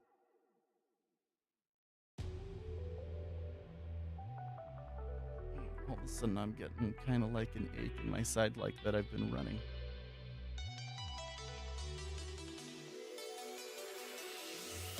Yeah, but who believe? Are you saying who believes Michelle and Obama? Who believes Michelle and Obama on what? On climate change? Then that would be like a real...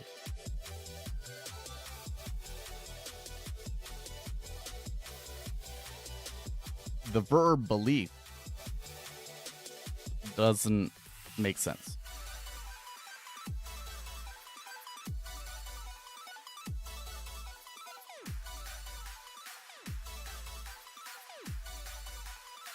Michelle Obama? Yeah. Big...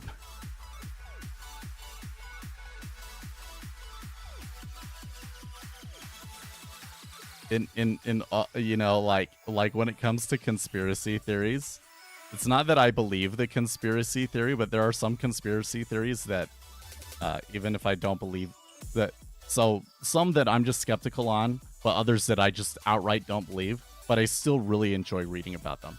And that's the one that fits in here. I really can't imagine if Michelle Obama was actually a man, how they would get that past us. That would be like super crazy. So I do not believe the conspiracy theory. It seems unrealistic to me, but I love reading about it, man. I think it's so funny, the stuff that people say about that. It's funny. It's an awful thing because you are saying something pretty awful about a person, right? So it's not good, but I do find it funny, to be honest with you. What's wrong with you? Nothing's wrong with me. You need to restate your sentence because it didn't make sense. So who belief is nonsensical in English. You could say who believes, which is to say, okay, they are liars. And all politicians are liars, dude. All politicians are liars. It's part of the job. Part of the job is to lie. Like, it shouldn't be, but the reality of it is that in order to be successful as a politician, you have to lie a little bit. Because otherwise you're me, right? That's what I am, is I'm that guy that just refuses to lie about things, right? Well, I could probably get tons of people following and paying for things and all of this sort of stuff because I've convinced them that they're going to become millionaires from my day trading strategies. Because that's what other influencers do. Is they lie about it and mislead people so that they'll buy their stuff, right? I'm not willing to do that. And that, you know, the people that are willing to do that will have more success in you. It's the same thing in politics.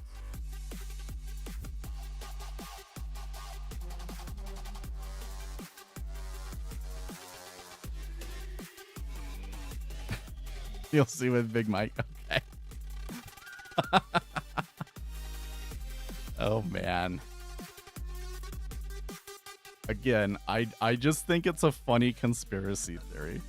It's completely unrealistic, and it really is. I apologize, Michelle. Like, Michelle, if you're listening, I apologize. I do find it entertaining.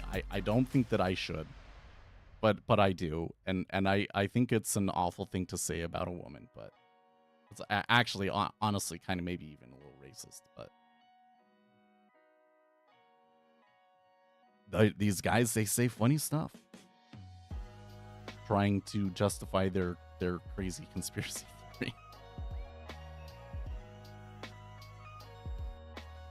Oh, I'm sure you believe it. Yeah, I'm sure you believe it.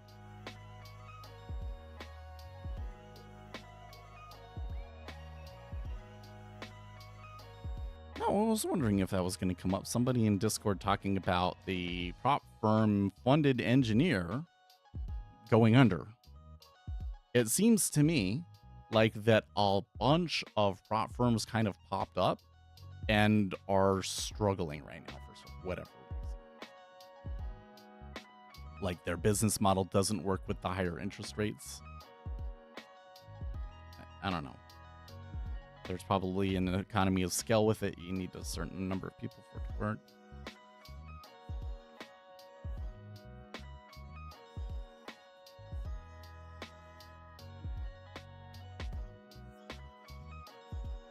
Whether it's true or not makes no difference in anything else. Say, let's argue. I think that the Obama child food control changes were good and good for the people.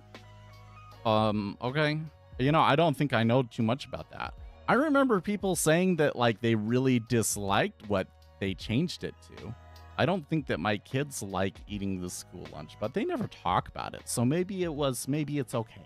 Maybe it's okay. I do remember that being a controversy.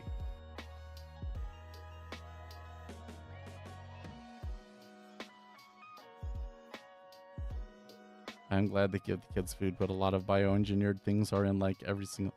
The whole diet of basically everybody in the United States is, I think, kind of a little screwed up right now, right? Like, honestly, if you really want to truly eat clean, it's like impossible. There's stuff in everything.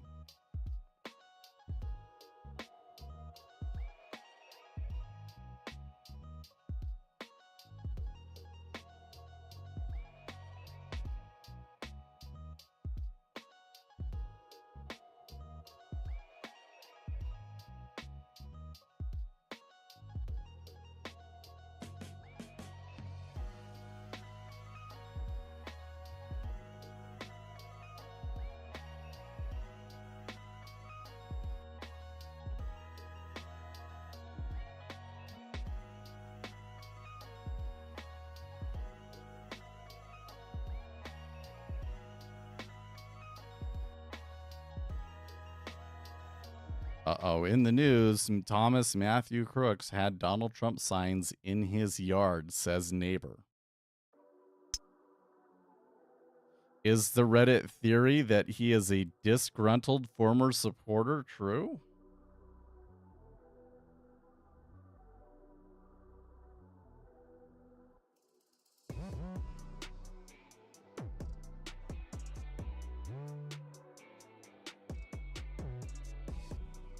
It seems like a lot of people owe an apology for blaming the left. I'd say that if that was true, well, I think that the left still bears a lot of responsibility for the political temperature in the United States right now. Whether that was really why that particular individual committed attempted murder, I can't say. Yeah.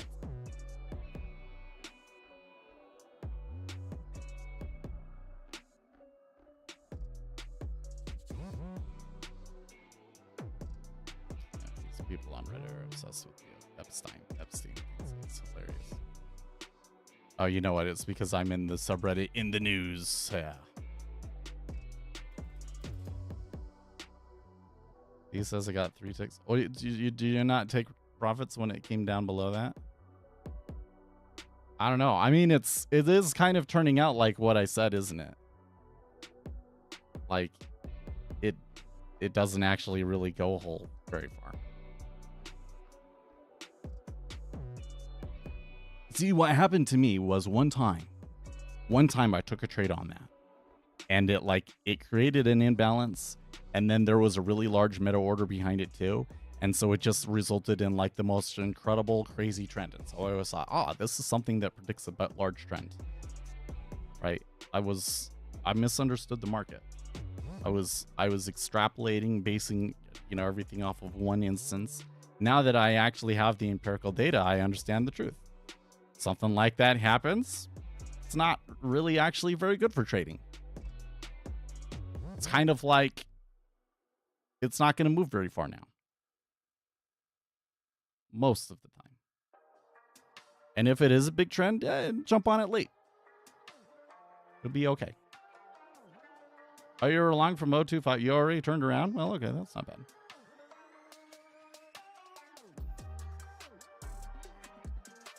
I thought you were talking about your short still. When it goes bid to offer, it would have to eat basically 2 ticks of all to get back in the same area. Your thoughts?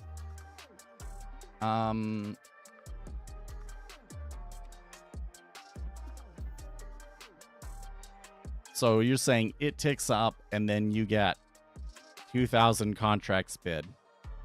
And then that's more than the number of contracts that it took to tick it up originally. Does that matter? Well, the issue is that the bids and offers can pull really quickly, right? So it shouldn't surprise you if it ticks up 1,500, it stacks, but then eventually that stack pulls and takes 1,500 to trade it back down again. But the thing that I'm a lot more interested in is it ticks up or down and they can only put up like 100 contracts or whatever. So it's like when it ticks up and down, and the amount of orders that stack or pull is not right. That's when it kind of hurts my interest. Because if we tick up, I saw a decent volume and we tick up and I'm not seeing that bid come behind it, then that says to me like we're in the liquidity hole, right? The bids aren't strong enough to support that. Or I expect that there are icebergs that should take a certain amount of volume for them to get through. And it either pulls or they just like trade right through it. Because ultimately I'm looking for signs that like the market maker, what is happening right now is forcing the market maker to adjust is kind of what I'm looking for there. It's like we're starting to get uptrend. Do I see the market makers on the offers start to adjust for that? Like they're seeing the imbalance in the volume and realizing that they need to reduce the number of contracts that they take on the offer. Otherwise, they're going to get put underwater. Or are the market orders just clearly going to overwhelm it? There's a clear imbalance between the buyers and sellers. There's a story on Zero Hedge now over Jack Black and Kyle Glass. That's interesting. I saw a lot of people that were like, I loved blackjack, but now... And like there was an Australian politician that was trying to get them kicked out. Oh, yeah, no, that was when I first started talking about it. That's why I talked about it, because it was on Zero Hedge, actually.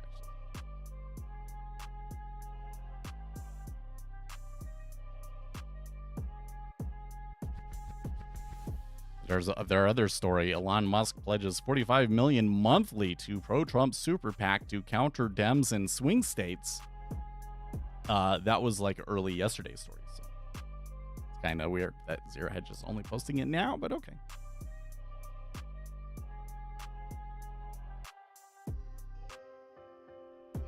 Bank of America jumps 4% despite missing on FIC net interest income and looming CRE credit loss tsunami. Yeah, actually, you know what? While I'm thinking about it, let's pull up Trading View here. Look at some stocks here. DJT down from yesterday. It looks like it, well, not all of it, but it gave up most of those gains. Goldman, though, they had earnings on Monday. Ooh, wow. So they were at 480. They are now today all the way up at 500. Wait, where does that doesn't put them at all time highs, does it? Oh, it does. It gets them out of that congestion that we had. How big of a jump is that today?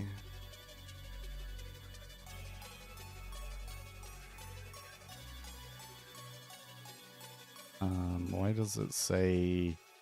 Oh, I'm just seeing the positive, isn't it? 2.91%. That's a good win. That'll make my portfolio look really nice. Goldman accelerating here. Interesting. Rare earth resources. Okay.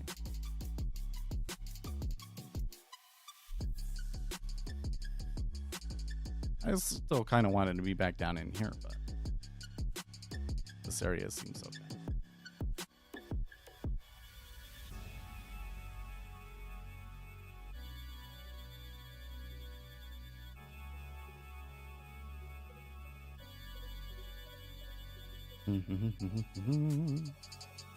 Expand this a little bit so we can see like the 1 day and 1 month. Wow, I'm up 13% in 1 month? Really? You know, I haven't been paying attention enough. Hold on.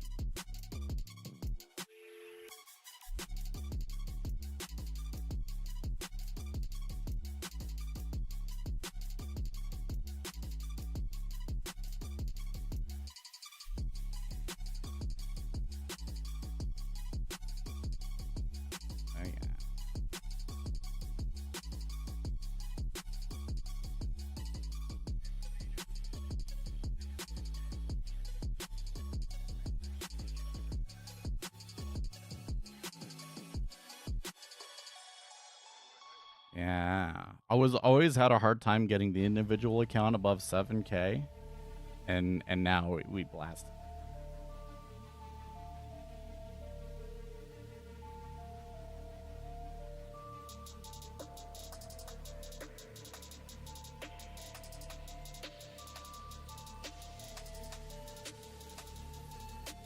I've made 3.5 times my money on that stock. And I've made 50% on Berkshire. Which is the dumbest, the simplest trade ever, but I was doing it. You buying anything for Prime? Is there stuff on Prime Day? Maybe I should. Let's see. It's Prime Day is here. Well, that's interesting that they might, for some reason, they've been buying medications on, so it says, oh, here, look, you can buy all of these medications. Okay. Do they have any cool, like, binoculars? That's what I've been looking at. Binoculars.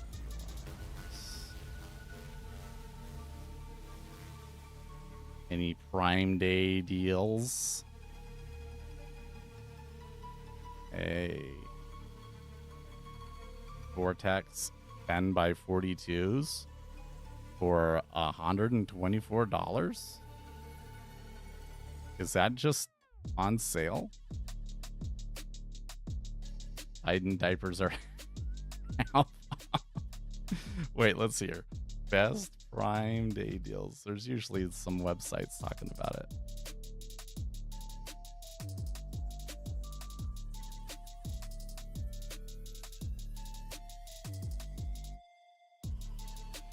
You can get a 50-inch smart Fire TV. I don't know. I want a new television, but I want like a big one. I want like an 85-inch television. Is it too crazy to get an 85-inch television? Like, is that indulging too much? You let me know. Smart plug power strip, okay. Smart light bulbs, that's interesting.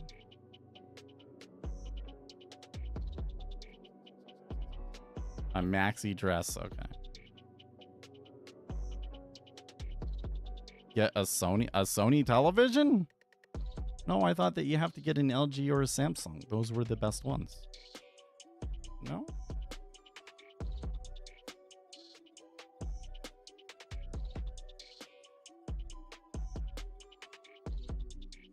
What's your commission 1 round turn? Well, I haven't done it in ZN for a long time. I thought it was like 250.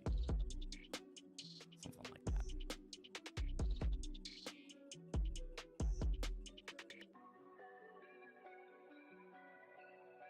Quiet Comfort wireless headphones. That's not a terrible deal.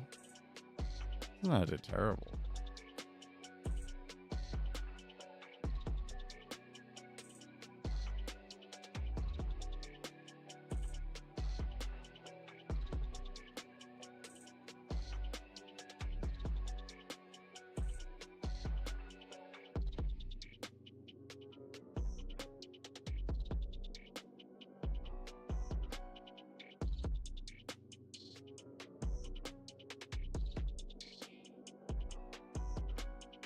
Well, it doesn't look like I'm doing anything for Prime Day. Because everything I've seen so far has kind of been kind of meh. Kind of meh. I am interested, though, that they have almost $100 off of Vortex Optics.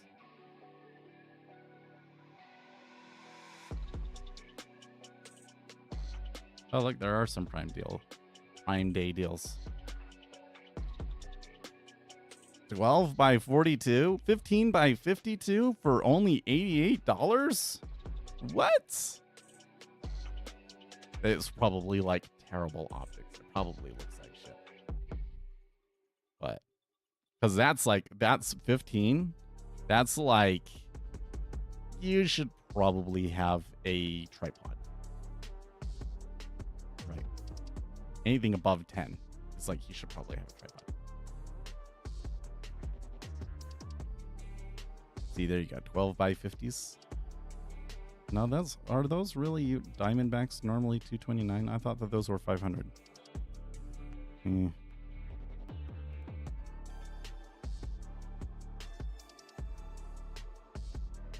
Wait, isn't there an option to say Prime Day deals? Yeah. There we go.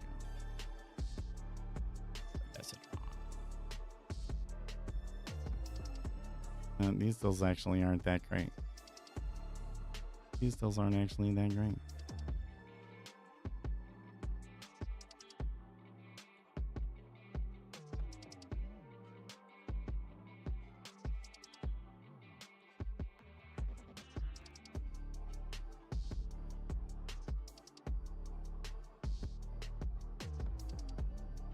What about a monocular?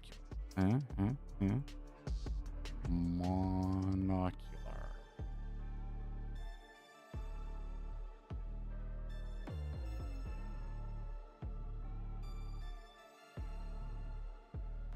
That's not bad.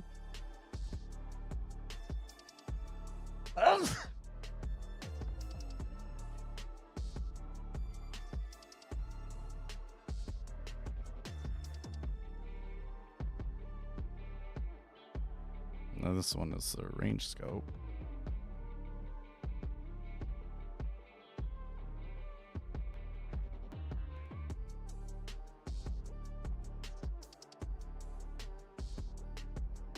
But I want Prime Day deals.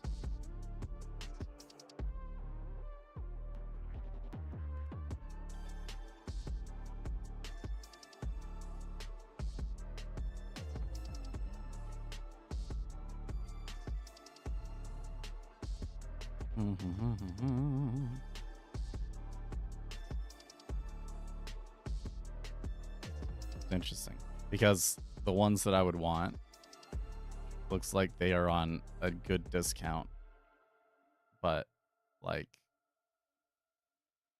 they're not on a Prime Day deal. So let's try this. Vortex. Okay.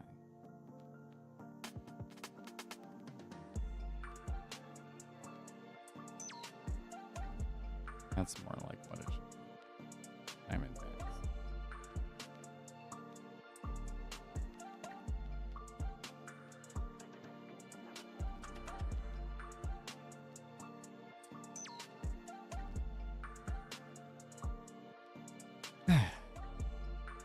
What else do I want?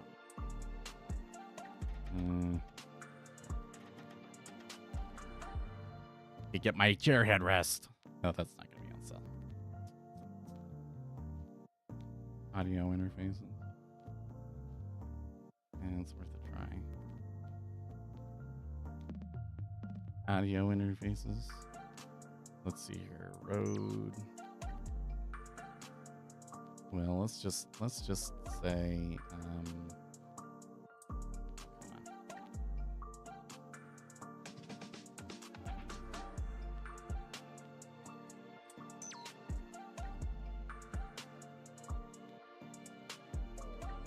audio interface. Prime Day deals. What do they got? Hey, you can get a Scarlet 4th Gen for $100. That's not a terrible deal.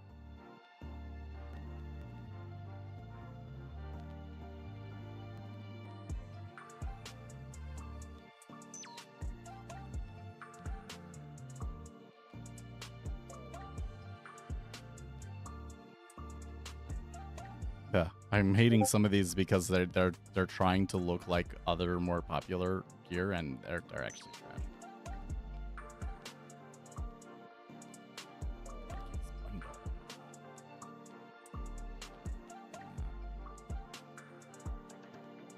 It kind of seems to me like that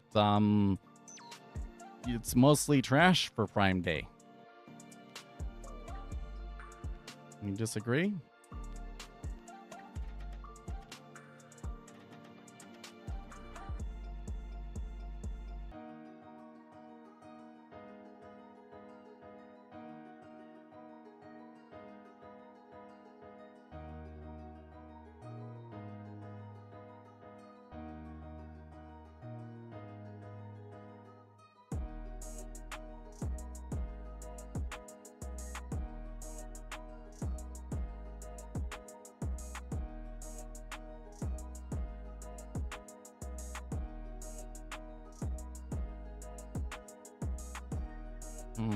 Do you know this book? What you got?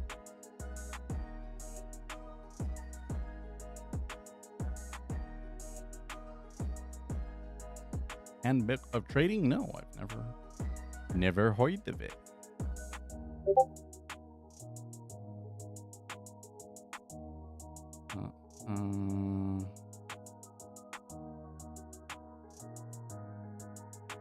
Farm trading, that's cool. Momentum trading for the private investor, that's good. Trading in it does financial futures momentum.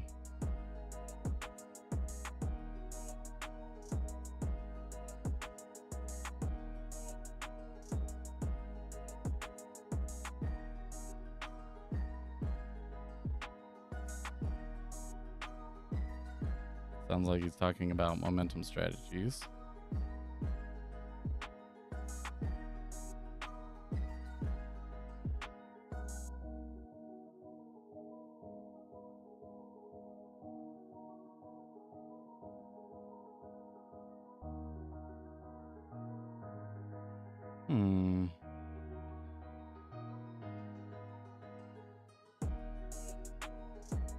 You shouldn't be posting that. That's the whole bump.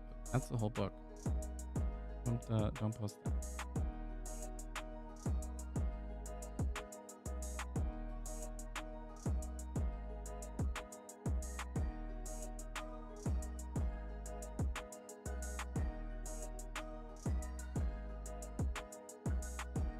We just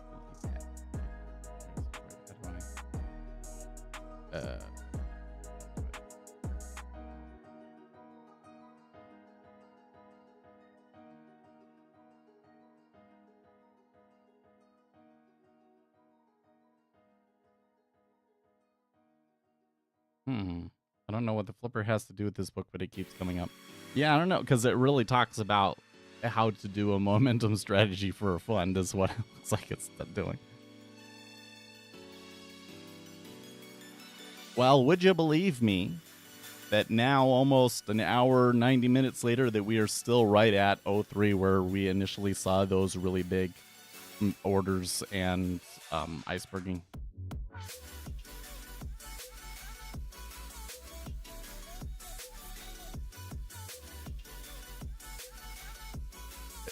I find it fun whenever this kind of happens because I don't think this is somebody that like I'm showing you right here one of the biggest edges you can have here in the market, but it's not fun to find out because it's not an edge that explicitly makes you money, right? It's an edge that, if anything, just saves you emotional energy, right? Prevents you from getting into trades that aren't going to go anywhere. But it's such a strong component of the market, especially when we're not really expecting a ton of flows, which is kind of how I feel we are for today. And yeah. Cray cray. But it's time for me to get going, guys. It's been a short station. Well, I guess it's because they had to fix that stupid faucet. But I'll see you guys tomorrow. In the meantime, oh yeah, and by the way, if you haven't tried out Indicator Suite, you have NinjaTrader, speculatorseth.com, free 2-week trial, only $100 for a lifetime license after that. It won't always be $100, and we added in the scatter plots, and we added in the news indicator, so there's some cool stuff in there. Make sure you update. See you guys tomorrow. Stay excellent.